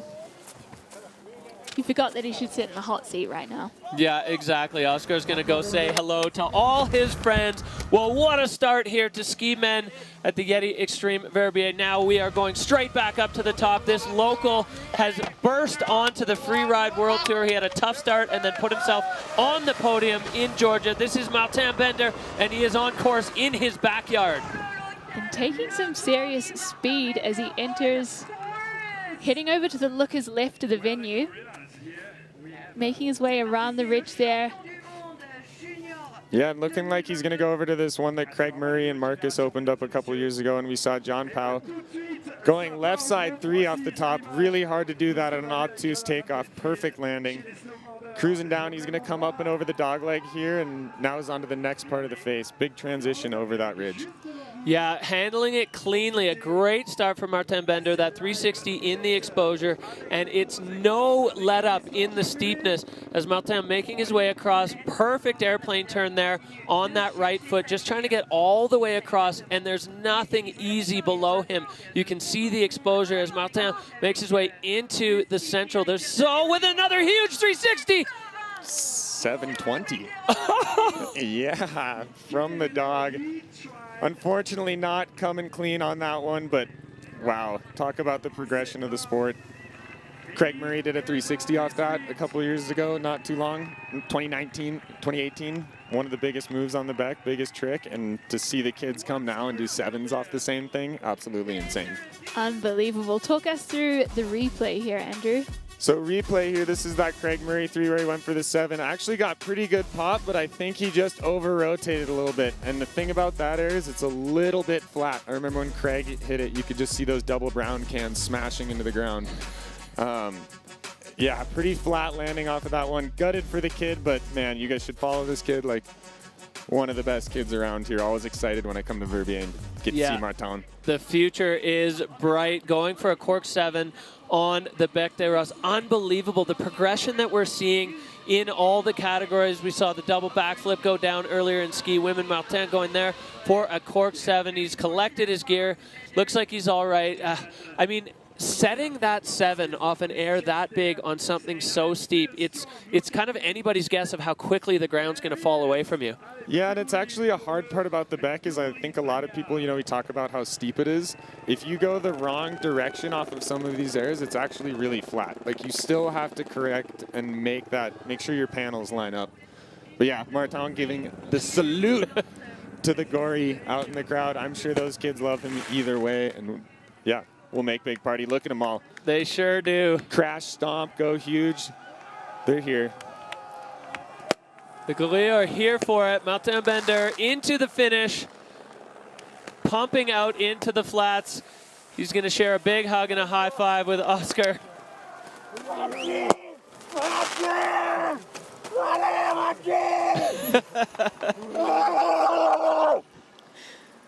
Well, we were worried they weren't going to let the gorilla into the finish line. Happy to see they did. The gorilla did not get the memo.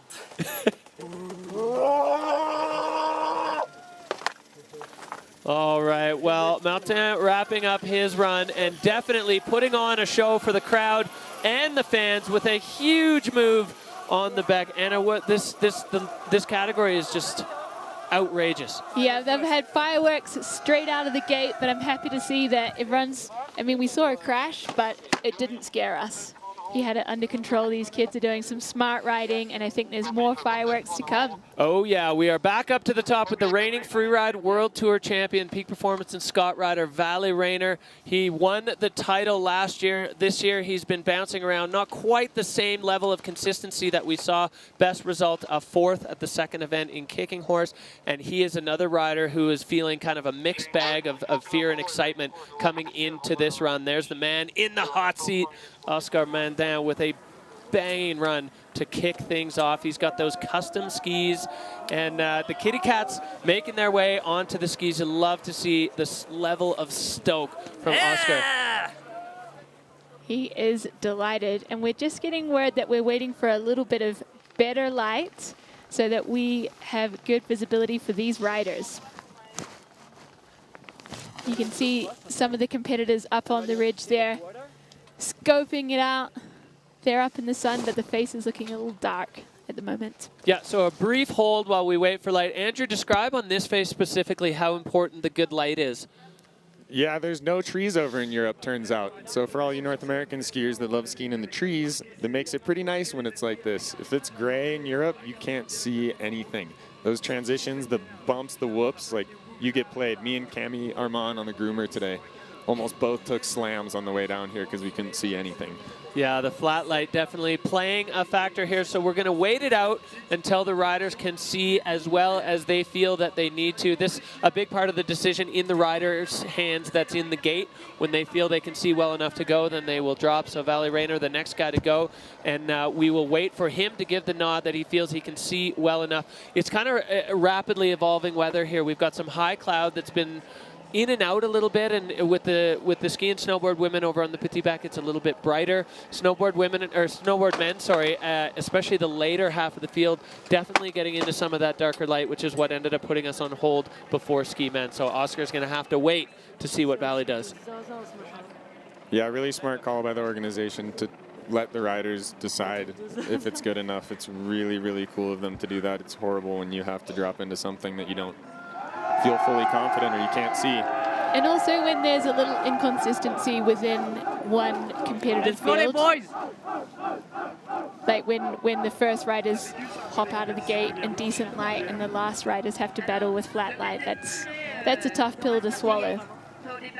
Yeah, so these heaving Verbier crowds are going to have to wait a little bit longer, as are you at home, as are we sitting here for the next couple of riders to go. But they are stacked up, racked up, and ready.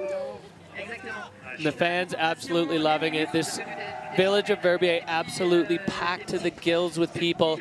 Everybody here for the same reason, to watch the YETI Xtreme Verbier dropping from the top for the first time in a long time. And I love how I don't know if they did this on purpose, but the angle of the start gate matches perfectly the angle of the mountain as it falls away. It looks like a natural extension of the top of the summit. There's not a lot of space up there, just squeezing in that start gate. And Andrew, we were speaking before about some of the flat landings that are hidden on this face. What does that mean as a freeride competitor when you have a steep takeoff and a flat landing? How do you adjust for that? Yeah, so as I was trying to explain earlier, it seems like every cliff that you hit on this face, it goes into a flatter and flatter panel of snow. You can kind of see how it's like a crashing wave from this angle right here. Every cliff that you hit, it actually gets flatter, and there's almost sort of wind deposits that come around the rocks. And if you come at those at the wrong angle, it's like landing in a parking lot, even though it's a 45-degree slope. Yeah, it definitely has a little bit of a perception issue because you look at it from the bottom and it just looks dead steep everywhere. But there are lots of little kinks and changes in the aspect and the direction that the slopes are facing. So you can see back there in the mountains of Chamonix, the sky back there clear. We're waiting for that clear sky to make its way over to Verbier to get above the Bec de Ross so the riders can see properly Valentin Rainer in the gate. This must be just a roller coaster for him standing in that start gate just waiting. Yeah, but it's good that it's up to him kind of making the call a little bit. It's really important that they do that for these athletes. When I dropped this morning, the light for Leo was actually pretty bad. And then within the next 5 minutes, it totally changed and got a little bit better. So there's definitely windows coming through, and it's definitely better at moments than others. So there we see the CEO, founder of the Freeride World Tour, Nicholas Hale-Woods, looking to the sky.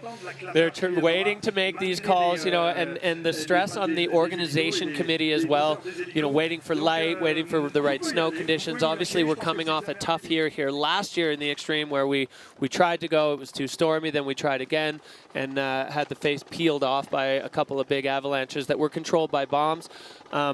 A lot of stress goes into organizing these events. Yeah, and it's really cool because as you do it more and more, you realize that they do have your best interests in their pocket. And like Nicholas is just as stressed about the light right now as those competitors up top. He's probably the only one that's as stressed as them. Yeah, grateful for the crew. For sure, yeah. The work that goes on behind the scenes at these events is just almost insurmountable. There's such a big crew of people working tirelessly from, you know, before the sun comes up to long after the sun goes down every day. The amount of logistics that goes into pulling off an event like this is just incredible. So yeah, big shout out to all the staff involved for, you know, making us sound and look good as well as the riders and putting together this beautiful viewing area. Yeah, it's a lot of work. You've got the ops guys who camp out at night to make sure the equipment doesn't get damaged by the weather, the comms team that are staying up late to get all the good information out to you folks at home. It's really limitless, the amount of effort that goes into this. Big operation. A lot of moving parts. Well, you see the overhead view. There's a number of spots that spectators can come and view from, and the locals have their little perches all dialed in. And you know, we saw before, your dad's out there with the fondue set up, and all of these people just looking for the big show. There's a night. There we go. We got a fondue going. The Swiss, I think, reigning world champions of the World Championship of fonduing. So they know how to do it right here up in the mountains. These things are sort of portable. Some big backpacks required to get that gear up here on the slopes. That's all Kiwis cooking cheese there, though, so we don't know how well that's going. They're probably doing it wrong. I'm not sure if they've rubbed the garlic in exactly the right manner, but I'm sure they're having a delicious time on the side of the slopes there. The whole New Zealand Junior Freeride Tour pretty much runs on that little nook of people right there. All right, we are going to head down into the finish area to have a quick catch-up with the man in the hot seat. He was the first rider out of the gate. Oscar Mandin, describe that run to us. It looked like you were having a blast out there. Oh yeah, it was I think one of the hardest comp I ever had. Like waiting so much at the top, on the top of the Bec de Ross. It's not like waiting like in another comp. It's you are going on your first top Bec de Ross and you are waiting so many hours. You have your line, your run in your head, and you're like, when I'm going to start, I was the first to drop, and I tried to keep in my run and not going out of my head. Okay, I can watch my run. I think the condition was better than I expected. It was like slushy snow, spring snow, and it was all good to ski. So yeah, I think I had a little back seat at the bottom, which is why I only have 90. No, I'm joking. But yeah, I'm super stoked to be at the bottom. And now all my thoughts are for my colleagues up there. Guys, if you hear me, just enjoy your run. It's gonna be good, guys. And we're gonna all be safe at the bottom together, having some beers. Oscar, you're one of only 2 skiers to successfully land that Xavier de la Rue cliff. What went into the scoping of that and the decision to get out there and send that one? You know, I was so disappointed of myself from February. I really wanted to show what I was capable of. And if you look correctly, I didn't really take the de la Rue. Like slightly Lucas right, so maybe if nobody already eat this one, we can give it my name. Yes, it's not too bad. So Oscar, any shout outs you want to give maybe to your cats back at home? Are they watching? Yeah, of course my cats are watching. I have my mom watching at home as well. She couldn't be there today, so all my love is with her, and for my cats, of course. You can see them on the screen. And yeah, all my photos are for my friends from Mandin as well. I know they're watching, so I'm pretty stoked. So stoked for you, Oscar. Big ups. And Oscar, have you ridden the Bec de Ros in your free time before? Yes, I went like a few days after the Verbier Pro, but I was in the Central Couloir, what was my initial plan was. And so I didn't, I went to the top just to get the feeling, but it's nothing compared to what we had today. I almost threw up so many times at the top. I was so stressful, so stressful. All right, thank you, Oscar. Enjoy your time in the Dinastar hot seat there. You're going to wait for your compatriots up top to do their thing, but you're sitting pretty on a 90-point run for the first time down the back. An incredible achievement. Congratulations so far as we wait for Valentin Rainer up at the top to see exactly what he's going to do. Still waiting on the little bit of flat light, Andrew. You know, it's so important. You said it's nice that it's a little bit in the rider's hands to decide when to go, and we're desperately hoping that these high clouds are going to clear out and give us a nice clean sky so the riders can do their thing. Yeah, if you're up home right now, get up off your chair, do a little sun dance, raise the roof, blow up in the air a couple times. We need it to clear. It looks like there's a little pocket coming now, but yeah, I want to get this show done. I want to get those boys down off the top of there. I'm sure they want to get down too, obviously. Yeah, anxious moments as we're waiting, but it does feel like it's brightening a little bit. We'll see what Valentin Rainer makes of it. Yeah, and you could hear it in Oscar's description. I mean, those guys have been up there for ages. Like, we went on weather hold or this flat light hold as soon as the Snowboard Men wrapped up. They were flown up there on the original schedule, so they've been sitting up there for a while, and the stress and the nerves just building as there's no room, there's nowhere to stand up there where you're not looking down something heinous, whether it's the front or the back or both sides. It just drops away in every direction. So a hard place to keep your head right. Yeah, and I think just the biggest thing with all of that is, like, when I used to come and compete here, you'd come off the tram and immediately your stomach would fall for the rest of the week that you're here waiting to ski the Bec. I was Marcus's roommate right now, and definitely did some heaves this morning as he was waking up. Yeah, he was a little quiet this morning. I think the nerves are really coming into it. Yeah, there's so many angles that the nerves are coming at you too. You want to do well in the comp, you know, you want to do well in the overall, but you still have to ski off the summit of this beast before any of that other stuff can happen. And you can see the riders there, they're trying to keep their legs warm, just keeping moving as best they can while we wait out these high clouds. The light right now too flat for the riders to drop, so we're on a brief hold, hoping it's going to brighten up enough that they feel that they can get it done. Safety, the absolute paramount factor in all of this, and if you can't see where you're going on this face, it's not safe enough to run. So we're giving the riders every opportunity, and we'll wait it out. Oscar down there just catching up. There's his dad. Got to be a huge relief for both generations of Mandins as they are catching up in the finish line right now. Oscar and Martin Bender, the only two riders from the ski men's category to get on the face. Just waiting here for things to brighten up. And I am sure those two are very happy that they are at the bottom. Indeed. definitely not the most jealous of these boys up top right now. It's kind of that type 3 fun we were talking about earlier. It's not fun, and then you look back at it and there's some weird, twisted party that somehow likes it. Rene Barker could probably write a book about those feelings. Yeah, exactly. The fear and the adrenaline and the nerves and the excitement all blending together in this stew that just makes so many of these riders sick to their stomachs until they get to the bottom. See the judges, they're ready. All of them lined up and ready for the riders to put on a show. All of these people have gathered here today for the YETI Xtreme Verbier. We've been running from different starts for the last few years. We've had a couple goes on the Petit Bec. We've had a couple goes from the bench at the top of the dog leg, as well as from the top of the central couloir. You've started from a few of those spots, but never from the top, Andrew. Yeah, never from the top. I was talking to Ben about it a little bit earlier too, and he was saying it's like get into the thing and then start your comp run. And I think a lot of the way that freeride skiing's been going, we're so used to jumping and boosting right off the top. Like you look at Georgia, people were just going off the top huge. And this is just a different beast. You kind of have to get yourself into the maze that's the top of this mountain. And like any way that you want to get in is very unmellow. I think the Bec de Ros requires a little humility at the top.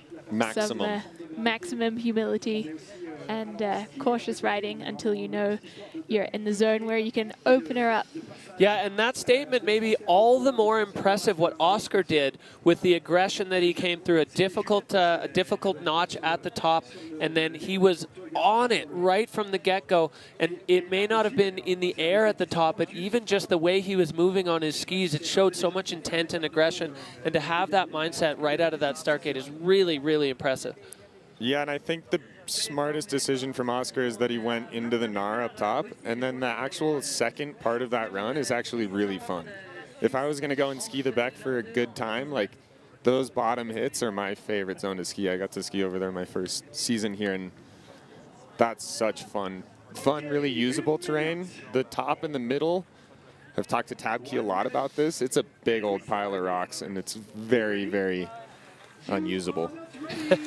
Well, we've heard from some of the riders, even just the route finding in that section, because all of the landmarks kind of look the same. There's so many rocks up there, and riders having to make sure they navigate in the right direction, because a mistake in angle or route has serious consequences on this face. As we see Valentin Rainer, the reigning freeride world champion in ski men, is in the gate. We've just been on a little bit of a hold, waiting for the light. The heli's circling around. He's ready, trying to put himself in the right mindset. We're just getting a call that he is 30 seconds away from dropping, so we're just about to see Valley light it up here on the back, Anna. Can't wait to see what he's got in store for us. He's a really confident rider in technical terrain, so I think he's going to put something special together. Well, Valley last year delivering just such consistency. Valentin Rainer, here we go, sitting in 8th overall on the Freeride World Tour. He is the reigning champion, and while he's not in contention for the title today, a title on the Bec de Ros means almost as much to these riders. As Valley now going through those final mental and physical preparations to kick things off, a little bit of a chest pound.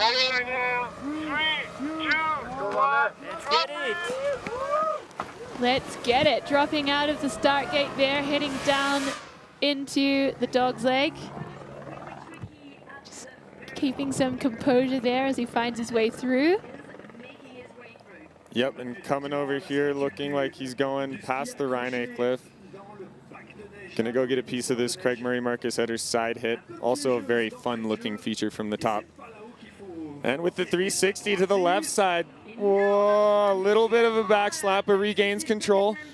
Impressive recovery there. He's making his way over into the dog's leg couloir. And you can see him passing one of the members of the safety team. There's doctors, patrollers, guides, and ski dudes all over, but they're doing their best to stay out of the rider's way. Tidy air there as he makes his way over to the looker's right. Oh, and we got another contender for the money booter. Yeah, all the way across for Valentin Rainer with a 360, holding on. Perfect landing in the fall line. Now Valley just trying to control the speed on that right foot as he gets all the way across. A great entrance into that area for Valentin Rainer. Yep, and there's a cool little double here off the first piece and off the second one. Same one as John Powell. Going huge Beautiful there. landing, coming out hot. He's done. That's his first time he's ever dropped in on the Beck, and he's got to be feeling excited after that one. Couple little control issues, but some really fine skiing from the guy. And especially after such a long hold, and you can see, I mean, he's been straight lining for ages, and the finish line is still so far away. The size of this competition venue, absolutely enormous, as Valet now down and through the arch, wrapping up his first trip down the back from the summit. Great run there from the peak rider. Yeah, buddy. What a run. Nice run. Congrats. All right, Andrew, we go back up to the top. Valley entering with a very solid start to this run. Yep, and then just gets wheelied and does the best thing. Ski coaches were proud, got on the outside edge instead of the inside one. If you go inside edge up here, you will carl yourself, and you are not slowing down. And then, yeah, let's check out this one. Craig Murray hit, nice big setup. Really big 360, nice and smooth. See, a little flat in that landing there, I think, but holding on to it super good. You can see those skis just flapping on down through that chunder. Yeah, Valley benefiting from all the time in the weight room preseason on that landing as he is in the finish line, tongue out. Just trying to get enough oxygen in to replace what he just burned up. An 82.33, so Valentin Rainer into the 80s. That run of Oscar Mandin's holding off a big challenge from the reigning freeride world champion. Valentin Rainer going to make his way off to the side with a very, very strong campaign on the Bec de Ross. We go straight back up to the top. Here's the standings now as Valet slots in front of Martin Bender. And as we said before, Carl Regner Eriksson unfortunately not taking the start as we are back up to the 2021 Freeride World Champion. That is Maxime Chabloz, and he is ready to start his run here from the top of the Bec. He's also our defending event champion here in the Xtreme Verbier. So he is making his way into the Dogsleg Couloir, cruising past the Rainer Cliff. And I know it looks pretty mellow from this angle up here, but you have no idea how insane it is to make turns through that pocket. Well, one thing that really tells the tale is how much higher his right foot is than his left foot. They're standing on such a steep, exposed section.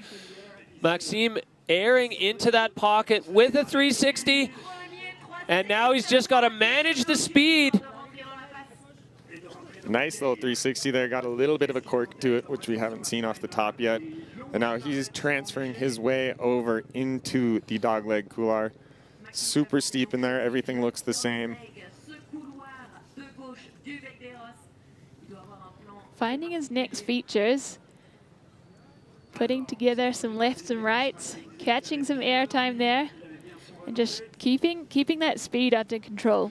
Yeah, you can't really put your skis in the fall line unless you're willing to let go all the way, because the speed will get away from you so quickly. Maxime really technical now, coming across this enormous one, and with a 360 lands again clean. Getting a lot of play on that cliff today. Lots of riders hitting that one and tricking it. You're an influencer, Craig Murray. They love your line. So yeah, he's going to come over here. Looks like nice little 360 up onto that. Good use of it. Kind of skipped the cliff, though, but then coming into this bottom one. One last air, and he is out the bottom.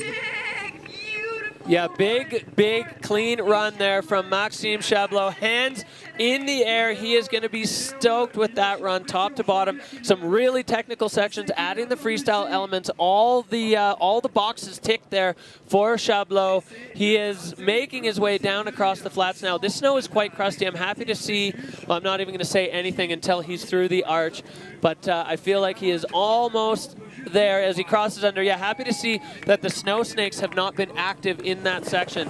As Max popping off the Yeti cooler into the finish, and he is done with a smile on his face. Yeah, such a cool feeling to come down and have your friends there. This top three was pretty sick. But yeah, similar landing where they get bucked to their tails a little bit, and if you don't get over that ski, you're pretty doomed on this face. So yeah, getting kind of hung up through there, but still enough time to set the 360. It went a little bit bigger, I dare say, than some of those other guys. Yeah, you can just see those skis. It was good snow, but it definitely looks like it's getting a little bouncy in some of those outruns. Yeah, kind of dense. Maxime going 270 and then right into the fall line to hit his lower feature. Such strong control and an early takeoff, which allows him to connect with the transition of that. Maxime Chabloz definitely showing he did his homework on the scoping of that one. Did his homework and really delivered, putting his mind over matter. He was anxious about competing on this face today, so I'm thrilled to see him put a run down onto his feet. Merci maman, merci papa, merci Sacha de m'avoir monté au sommet. Légende. Score dropping in for Chabloz. It's an 83, so he moves himself into second just behind Oscar Mandin, and that's another huge one for Oscar to have behind him to continue his reign in the Dynastar hot seat here in Verbier. There are no breaks. We've got the light right now, so we are going to run them as soon as possible. We are straight back up to the top. This man is oozing style. He's got such a great spirit. The freeride spirit, I think, alive and well in Finn Bilous. Standing on the top, a couple of final breaths as he readies himself for his first trip off the summit, as it is for the entire field here. And Finn Bilous now dropping in on the back. Dropping in and heading off down towards the lookers right of the venue. A super spicy entrance, looking really confident as he skis down the ridge. Yeah, and the judges are definitely gonna like this going into this other more exposed side of the face. As we saw in Fieberbrunn, they want to see the big mountain skiing on these big mountain venues, so pretty smart for Finn to get on in there. Yeah, he was saying earlier during face check that he just felt like he kind of had to go over there to give the Beck its due. He wanted to be into the heart of it, and that is exactly where Finn Bilous is sitting now. As we pull back the camera view, you can see what he's traversing above, airing off that little blade feature with a nice turn. The slough ripping down as Finn Bilous just into the heart of the Bec de Ross. And managing to handle that slough, looking pretty fluid through the central here. Yeah, that's a scary place to make some turns because it's all exposed. You can't really see from the wide angle, but there's a huge cliff that runs all the way across that. There she blows, coming in on the Hollywood. Huge First 360. That is, Andrew, you just said a world's first. Finn Bilous tossing a 360 off the Hollywood and landing absolutely perfectly. Now picking up a gutful of speed, white rooming himself. Hopefully he can still see where he's going. Taking that one super deep, carrying so much speed here. Another 3. Cross court, so smooth from Finn Bilous. Wow, well, Finn Bilous coming from that slope style background, but he's got a whole bunch of freeride experience, and he just put it all to use on the Beck. An incredible display of skiing there for Finn. Hand in the air, he's gonna be elated. Yeah, that was a special one to see. Been waiting for that for a long time. Ross Tester and I used to joke about spinning the Hollywood. He thought it went, I didn't. And Finn just proved that it goes. Coming in switch like always. Legend. Kiwis rejoice. We are rejoicing. So talk us through this replay. Yeah, so up at the top there, that air, it's only 5 feet tall, but man, it's a scary one. You do not want to fall. And then he actually got quite a bit of slough moving here. Really, really hard to come back across your slough like that. You can see him kind of get white room there. But yeah, I hit the Hollywood this morning, and man, there's no way I would have 360'd that, and it was sick and perfect, and it's done. That's progression right there. And the bottom one was insane, too. Look at him pop off the tails. That was nuts. It looked like coming across on that left foot that it was kind of bouncing him, and the little wind feature before looked like it might have bounced him out of balance, but instead of getting freaked out or pushed out of balance, instead he just did a perfect cork 3. So Finn Bilous just showing every little bit of skill that he's got. He is in the finish and stoked to be there. Now the judges get to work. Oscar Mandin's run, a huge one, but Finn Bilous definitely laying down a statement on the Beck with a world's first, and the score is coming in, and it's going to be huge. A 93.33 for Finn Bilous. Incredible run from the Kiwi. What a fantastic showing here on the Bec de Ross. That's how you do it, ladies and gentlemen. That was proper. I hope the Bilous fam are tuning in and going nuts right now. You can hear the Goree Bringing the heat. Everybody loved that. So here we go. This is where we sit right now in the rankings. Finn Bilous on top, Oscar Mandin in second, and then Valentin Rainer just behind in third place. Or sorry, Maxime Chabloz in third place. But we are straight back up. Tenra Katsuno, the young Japanese rider out of Niseko, delivering some of the most memorable performances in his rookie season on the tour, and he is going out with a bunch of speed right off the summit. In this super steep area, also heading over towards the ridge on the lookers left of the venue. He assured us he's buckled up his helmet for this run, so should come down with all of his equipment. Yeah, and he's taken another play for this, what I'll call the jib line almost, if there is a jib line on the back. Same thing, 360 down the pipe, and yeah, gaining control. But getting almost a little high-sided there as he makes his way into the dogleg. That ski guy just lost some years off there. Like, whew. Yeah, he just got his feet back under him. That was cat-like reflexes for Tenra as he's now making his way back across towards... Oh, no, he's redirecting again. So Tenra now finding his way through this couloir. You can see the snow is changing a little bit as we make our way through the day. This skinny little entrance, Andrew, you called it, Craig Murray, inspiring. Most of these riders have been watching past competitions with a backflip. Takes it huge. Somehow he has a way of landing those things that you think he's never going to land, and he just gets away with it, man. One of the funnest skiers to watch, and one of the nicest guys. Absolutely, a pleasure to be around. Every time you get a chance to spend time with Tenra, he's just, he's kind of bubbling with free ride joy. Another big air on the lower section, a little bit backseat, now just pinning it into the fall line, and Tenra wrapping it up. Wow, well, we are seeing a few riders take on pretty much the same line there out there on the right-hand side. The dogleg, Craig Murray, Marcus Eder, inspired. And why wouldn't you be inspired by that? It definitely seems to be working out for these athletes. Yeah, and you're also inspired by it because it's the only one you can see from the top that looks appealing. Money booter! All right, well, Tenra Katsuno wrapping up his day on the back. Oh, proud of you. With a big hug there from Finn Bilous. We go back up to the top. Andrew Pollard, run us through this. Crazy takeoff there. Super steep if you guys spin. And then just full cowboy here out the bottom. And look at him almost going to the ski guide. Wow. Pulling it together, though, and then resetting right here. And then maintaining his composure for the rest of the run, but you can see there's hidden sharks everywhere on this face. Like, you come over a roll and he smoked one right there. And then just lining up big old backy here. Enormous. And then look at this, dude. So flat, gets smushed, but somehow rides away. So a bit of a backseat landing maybe, hidden a little bit by the clouds.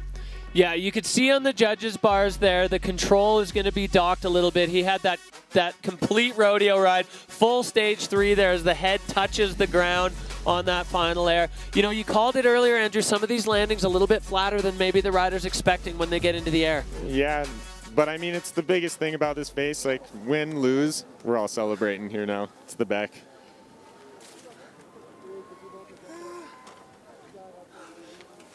Thank you, arigato. All smiles in the finish for Tenra Katsuno. So 69.67, dropping him into 5th. The judges having their say perfection is what they're looking for, and especially when you're comparing against what Finn Bilous did, where it was just letter perfect top to bottom. That's what it's going to take. This is a man who is certainly capable of delivering perfection on the Bec des Rosses. He's got a couple of world titles under his belt. He's got a win on the Bec. Peak performance rider Kristofer Turdell now dropping in for the YETI Xtreme Verbier. And not surprised to see him working his way down towards the right to the spicy entrance here. Yep, and like I said again, going that skier's right way versus where Finn just went, incredibly intimidating. It's the scariest 2 turns I've seen in a long time, and just making it look like it's nothing. Just silky smooth turns through this super rocky and super exposed area. Kristofer Turdell with surgical precision. You can see the slough moving behind him, but he's keeping himself at a pace where it's not catching up, and now lining himself up over the Xavier Delarue, taking it absolutely huge, landing perfect, and now Kristofer Turdell just looking to control the speed. He's got it under control immediately. Absolute precision here from the Swedish master. 360 there. Brings it down the 4 line. He's just managing to make this run look easy when it's absolutely outrageous. Got the grab. And yeah, he's coming over more on this looker's right side. Like I said, this terrain is really, really fun. Coming into this Leo Slemmet cliff. My odds are we will probably see some upside down action from the man. And yeah, there we go. Big back slap. Not a clean landing though. So disappointing. Oh, and you can see Kristofer Turdell, the body language there. He is upset as he just got bucked coming out of that backflip now over the rocks. And Kristofer Turdell now down into the belly of the beast. Oh, and just getting a little bit inside there. I think maybe a bit rattled after that. Yeah. Yeah, that run was looking easy until it wasn't. Yeah, and really big props for going off the big side of the Sauve cliff. Like, that's a super gnarly air. We all joke about that one being the gnarliest one on the face. And a shame for Turdell today for going down, but probably a good thing for the fans, because I'm sure he'll probably keep competing on this thing until he wins it. So, yeah, you might get more Turdell. If he would have won, he would have retired with all the other guys. But yeah, Kristofer. I bet he'll be back. Kristofer is going to have some hunger there as he comes through the finish. The crowd loving it, but Turdell unfortunately not having his day. That's why I'm not a betting man, because my money was probably on him today to win the things. I think a lot of us were. Well, let's look back, Andrew. This top part was just so perfect. Coming into the really difficult section. Yeah, just super gnarly there at the top. There's so much rock below you. None of it's clean if you fall, and just making it look like it's nothing. So smooth there. That's where he shines. Then, yeah, again, the big Sauve cliff into the looker's left side from where Oscar went. That's a big air. I think Mikkel is the only one that hit it before. And yeah, coming over here. Turdell actually never really does 360s, so pretty sick to see him spin a 3 right there. It's definitely not his trick. He's more of a backy master than a 360 master, but showing that he can hang with the kids and spin and flip. Really bad, yeah. Well, a few words there between the man in the hot seat and the man who just finished his run, a 55-point run for Kristofer Turdell.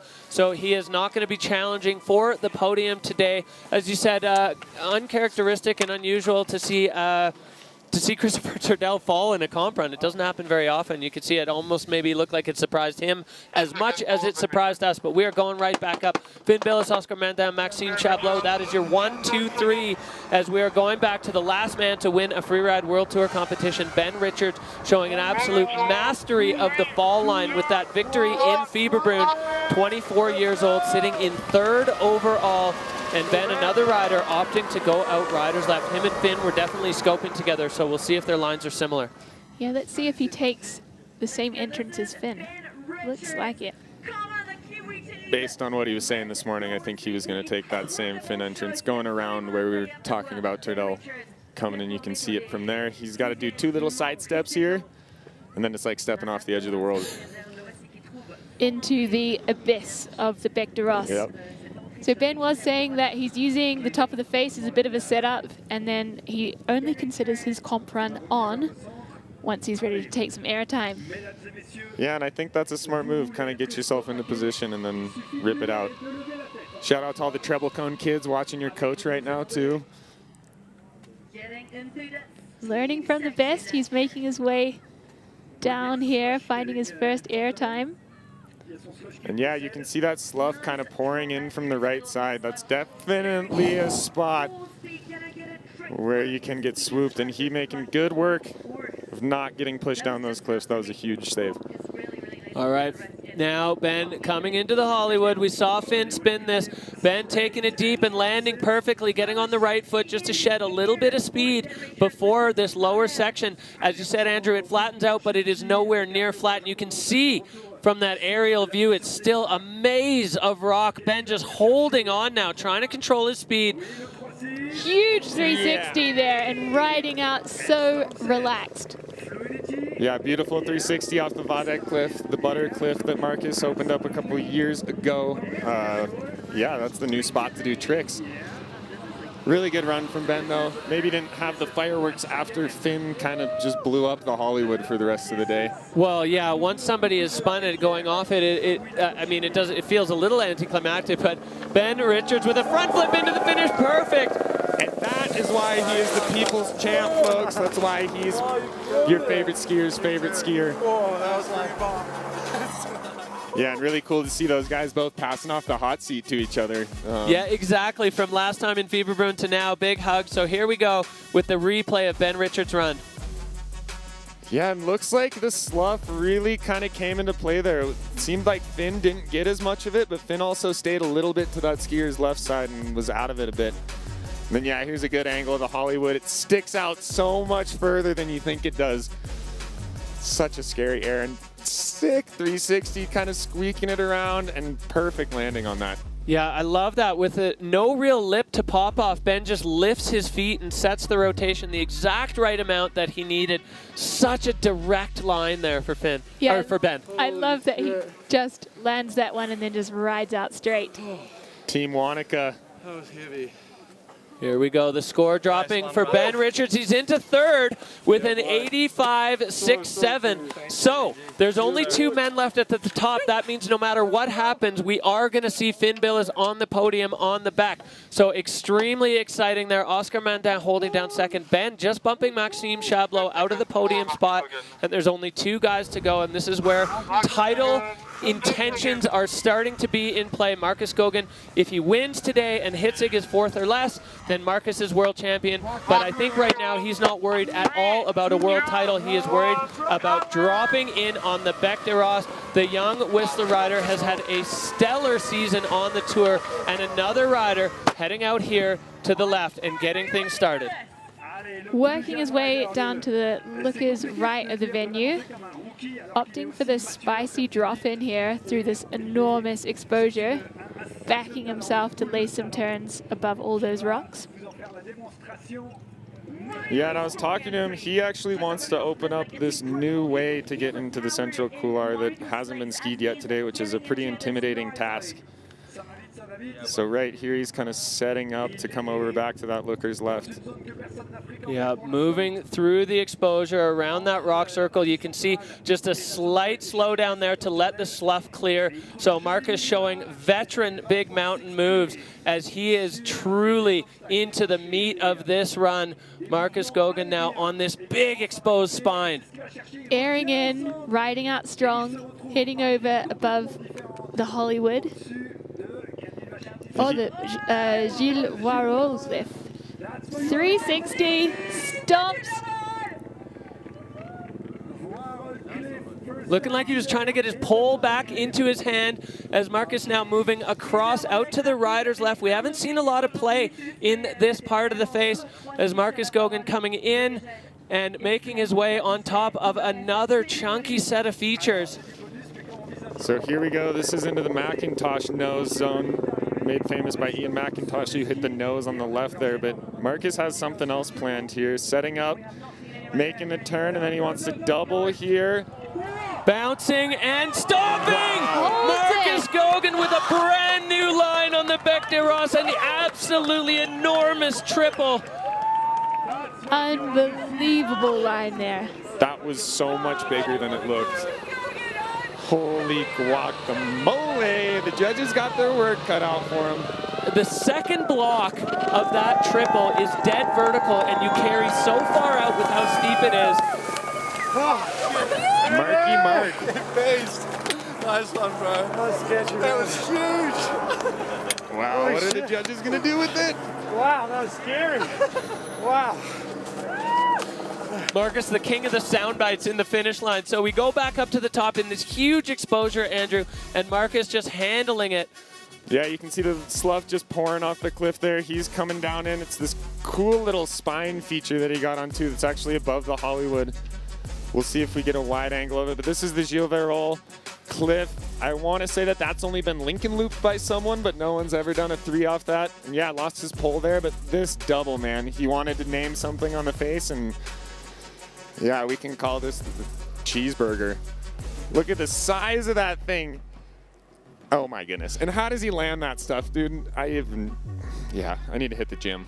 The two biggest airs of the day, back to back. That one enormous. Marcus just catching the end and bouncing again off. He was in the air far more than he was on the ground on that one and just making it look easy. Like you said, he's so strong, and the technique required to not be backseat. You know, we've seen moves like that not work out for riders on the Freeride World Tour in the past, and Marcus just handling it like an absolute ski god. Yeah, interesting to see what they're going to do here, because Finn's was definitely a little bit on the cleaner side with the little loss of control when he was gathering his pole there. Martin, you're a psycho, but I mean, bro. the line score was out of this world, so yeah, they're going to give it to him. Oh, they loved it! 96 points for Marcus Goguen. Wow, and it's on. Max Hitzig is at the top. Holy moly. Well, Finn Bilous had a good long stint in the hot seat, but the judges showing that the big airs on the Bec de Ros is what they want to see, and the two biggest airs of the day back-to-back in a double. So here we go. This is it, the last run of 2024. Max Hitzig leading the rankings. He is on course now, and Max Hitzig going in hot. Coming into a different part of the face there, working his way past the Rainer cliff, and looking like he's going to try and enter into the central couloir from this spicy little corridor. Yeah, and opening up that entrance for the day, the judges are going to love that, entering right where Ben and Finn entered. And yeah, here we go. Taking an air huge above all this exposure below him. Unbelievable. Looking perfectly in control. Max Hitzig handling that. You don't see many people airing into the central. And now Max coming down above the Hollywood, lining it up, getting his last vision, and pumping off the Hollywood cliff with a perfect landing. Stomping it, just taking it easy, making sure he's really strong. 360! Big 360 there. Looks like a clean landing. We didn't quite catch it, but he's riding out strong. And one more feature last for him to make his statement here. And going way bigger than everyone else. Oh, with a little bit of a back slap. A little bounce there, but a huge run from Max Hitzig, going into some uncharted territory on the Bec de Ros. He is your current leader. We've got a man in the hot seat with a 96. The drama building here as Max Hitzig now just cruising across the flats. That is it for runs today in the YETI Xtreme Verbier. It's in the judges' hands, both the event and the world title. What a time to be alive. These two, man, in my opinion, are the sickest two that have come through this sport in a long time. So really special to get to watch this with you guys. And yeah, that angle makes that look like a chill little 15-footer, but I can't even tell you how scary that would be to go that big up above the Hollywood. Above all that exposure. Probably the best landing we saw all day off the Hollywood. Hitzig, and then directing way out here to the skier's right, floating this lofty 360. Wow. I'm pretty speechless right now with what went down. And the only critique that you could have with the whole run was this landing right there. And he didn't really slap his back on the ground, more of a bounce. But the judges saw the bases of those skis, so yeah, maybe it's going to be a hard one. Maybe a stage one on the judges' cards there, but holding the fall line, showing the patience to not try to put the skis sideways and slow himself down. The crowd all just electrified by the show we have seen today in the YETI Xtreme Verbier. Now it's in the judges' hands. Hitzig has his hands together. So tense. Marcus still just cracking jokes there in the Dina Star hot seat. These people, well, they've got the fate of the ski men's category in their hands, but everybody, all smiles, all hugs. I want to mention right now we have all the riders down at the bottom safe and sound, which is huge, starting from the summit of this absolute monster. Here we go. The score is coming in for Hitzig. It goes a 94-6-7. Max Hitzig. Say hello to the new world champ, baby. I'm so excited, man. 1 and 2 right there. Like I said, that's the future. Those are the two of the best kids I've ever seen come and do this. So, wow, what a special day. Yeah, a huge one there. So that means that Marcus Goguen is a champion of the Bec de Ros, and Max Hitzig is the champion of the world. Both of these accomplishments absolutely massive. Everybody safe and sound and stoked as the good vibes are starting to flow now here at the bottom of the back. Yeah, this is why we do it, folks. Like this feeling right here, those guys. That's the best part. The best bit. Thanks for everything. Well, we just let the atmosphere soak over us. All right, we're going to take a look at what happened today in Ski Men. So Marcus Goguen taking first position here on the Bec des Rosses, followed by Max Hitzig and Bilous. What a podium. Oscar Mandin's powerful run slides into fifth position with Ben Richards, fourth position with Ben Richards in fifth, Maxime Chabloz in sixth, Valentin Rainer in seventh, Tenra Katsuno in eighth, Kristofer Turdell and Martin Loschi down there at the bottom of the pack. The runs didn't go their way today, but what a show. Oh, just incredible riding from all of these athletes. I'm so stoked to see all of them down safe. You look at the grins on their faces, that adrenaline dump there. You see bronze medal to Bilous, silver medal to Max Hitzig and Marcus Goguen of the Whistler Freeride Club locking down a win on the back from the top. All three of these men absolute heroes for what they've done on the Bec des Rosses and truly raising the bar again. I'm so happy I'm not competing with these guys anymore, man. Unbelievable. All right, we are going to see what exactly that did to our overall rankings here on the Freeride World Tour by peak performance. We see the world champion, Max Hitzig, with a just incredible season of consistency. Marcus Goguen sitting in second spot overall, and Ben Richards holds on to that third spot, just edging out his Kiwi countryman for fourth. Bilous, Kristofer Turdell rounding out the top five overall. What a show we just had here. The snow conditions on the back, as soon as we arrived in Verbier and saw it for the first time, everybody had a feeling that it was going to be fireworks, and it delivered in spades today. All four categories just blowing the doors off.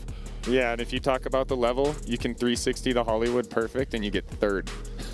So unbelievable scenes here in Verbier, and I think just so thrilled to have all the riders down safe, happy, already drinking a beer. Well, as well they should. They have certainly earned it. The crowd loving it. We are heading down to the finish area to catch up with our brand new Freeride world champion, Max Hitzig. What a run, what a season. How are you feeling right now after the day you just had? Yeah, I can't believe it right now. I was standing on the top and I heard through the radio that Marcus is new leader, and I knew I have to go for a podium ride. And well, my knees are not working right now. It's just amazing. Can't believe it. I'm so happy. Well, an incredible display of skiing there. You went into a brand new zone, and Max, just all season long, you've delivered these runs. The performance today looked, I mean, you said it was going to be scary on the top. How are you feeling before you dropped in, just in terms of your run? Well, I saw the other runs and I thought, oh shit, I'm not sure if I can go for another podium this time. But yeah, I knew I had to do it when Marcus is in first place. And I just said I trained so many years, and this is the run I have to bring down on the podium. And yeah, it worked, and I'm so happy. Fuck yeah. So I gotta ask you, what's your secret weapon there, Max? How do you keep landing all of these runs? I don't know. I just checked out this line. I knew it's not the best line, but I wanted to ski it because I thought it's fun, and I think that's the main part in freeriding. Just have fun and do whatever you want to do. You're about the only one that would say that top air looks fun. Well, a huge congratulations to your brand new Freeride world champion in ski men, Max Hitzig, delivering a performance for the ages, ultra consistent all season long, and with the pressure of Marcus in the hot seat, still delivering a huge, huge run on the Bec des Roses. Unbelievable showing from the riders today. Now it's your chance to get involved. Go online, freerideworldtour.com, and vote for the rider of the day. I cannot imagine what a difficult decision it is. This encompasses all 4 categories. Whoever you loved, this is your chance to have your say at home. All right. Andrew, what we just saw seems like this was a needle-moving moment in Freeride. Talk about your reaction to the day we just had.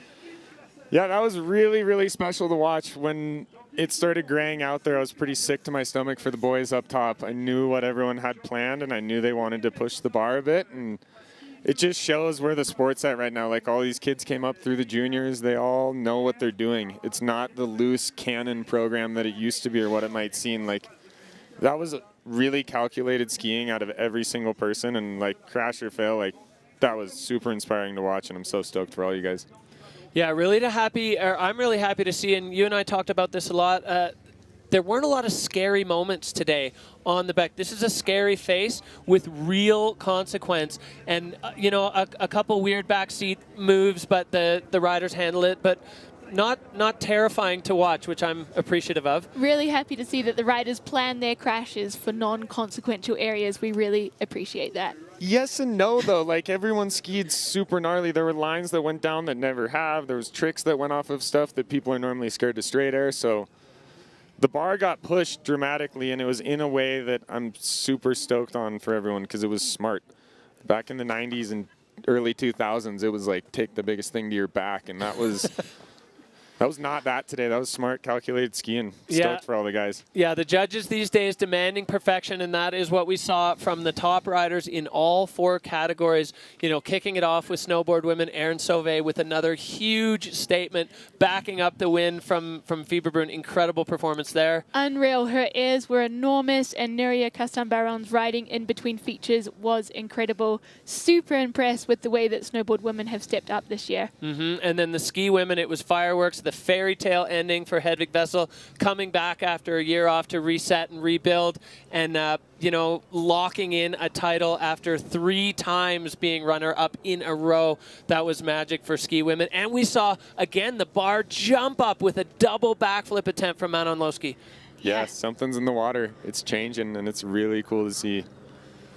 Yeah, and then we moved on to Snowboard Men. The first time we didn't see Victor Delarue win an event this year. Jonathan Penfield with just a magic run, super smooth. The freestyle at the top, I mean, the judges love that when the riders back themselves right at the top of the face. Yeah, that was a super committed move and just a very smooth run from top to bottom. But I would also say some of the crashed runs in the Snowboard Men's field were fire. Timm Schröder, Victor Delarue, just blowing the socks off there. Maybe they will stick it next time. All right. Well, I mean, we've just seen the most magical show on the Bec des Roses. Andrew Pollard, first of all, I want to thank you so much for being here.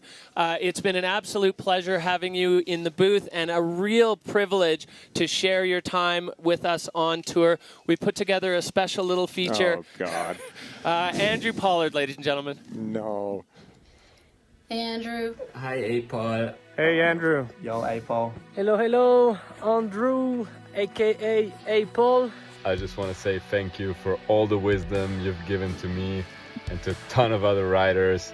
Thank you for everything you've taught me these past couple years. It's been really nice having an old American show me around. Thanks for being such a great mentor. Very few people that made such an impression on the Free World Tour as you have done. And thank you for being a mentor, a coach, an older brother at times, but mostly a friend. I think the impact that you're going to leave on Freeride and what you meant to the community is immeasurable. And yeah, for being just a little weird, but in a good way, you know. I like that. I always like that. I will try to represent the cat crew for you, my man. Just wanted to let you know that you will always have a spot at my place if you want to come over and shred some European power. Whatever you want to do next, whether it is continuing something in skiing, following your path through art, or maybe even mixing it up, DJing, or putting them all together and finding something cool to do there. I know that you're going to be great and you're going to kick some butt at it, and I can't wait to see what's next for you. And please send over some funny memes for the group sets. Anyhow, I'll ski you soon.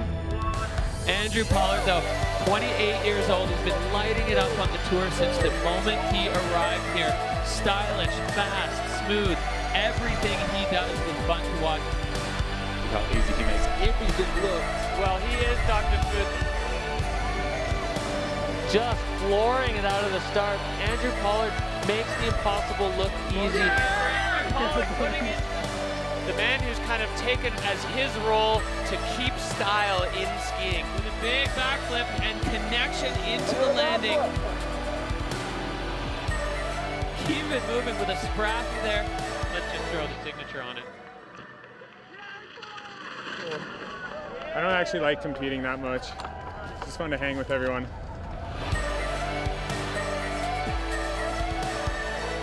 Well, I wasn't really ready for that. Yeah, thanks for all the kind words, everyone. I'm fucking crying now. Yeah, it means a lot. Thanks to the organization for keeping this junk show, this traveling circus alive. It's a great group of people. Wouldn't have it any other way. Thank you, Andrew. Thank you, Anna. Thanks to all of you at home.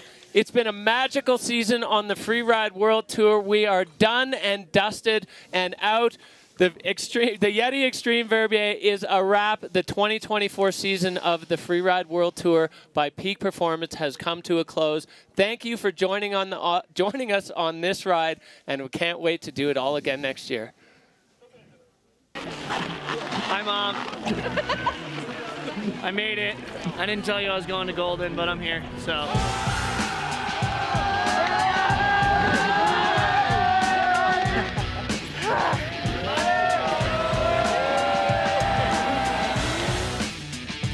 Well, enjoy the beers now. Oh no, fuck, you don't drink. Fuck. Whoa! Whoa! Whoa! But let's party! Alright, ski fast, have fun, motherfucker. Ski fast, have fun, motherfucker.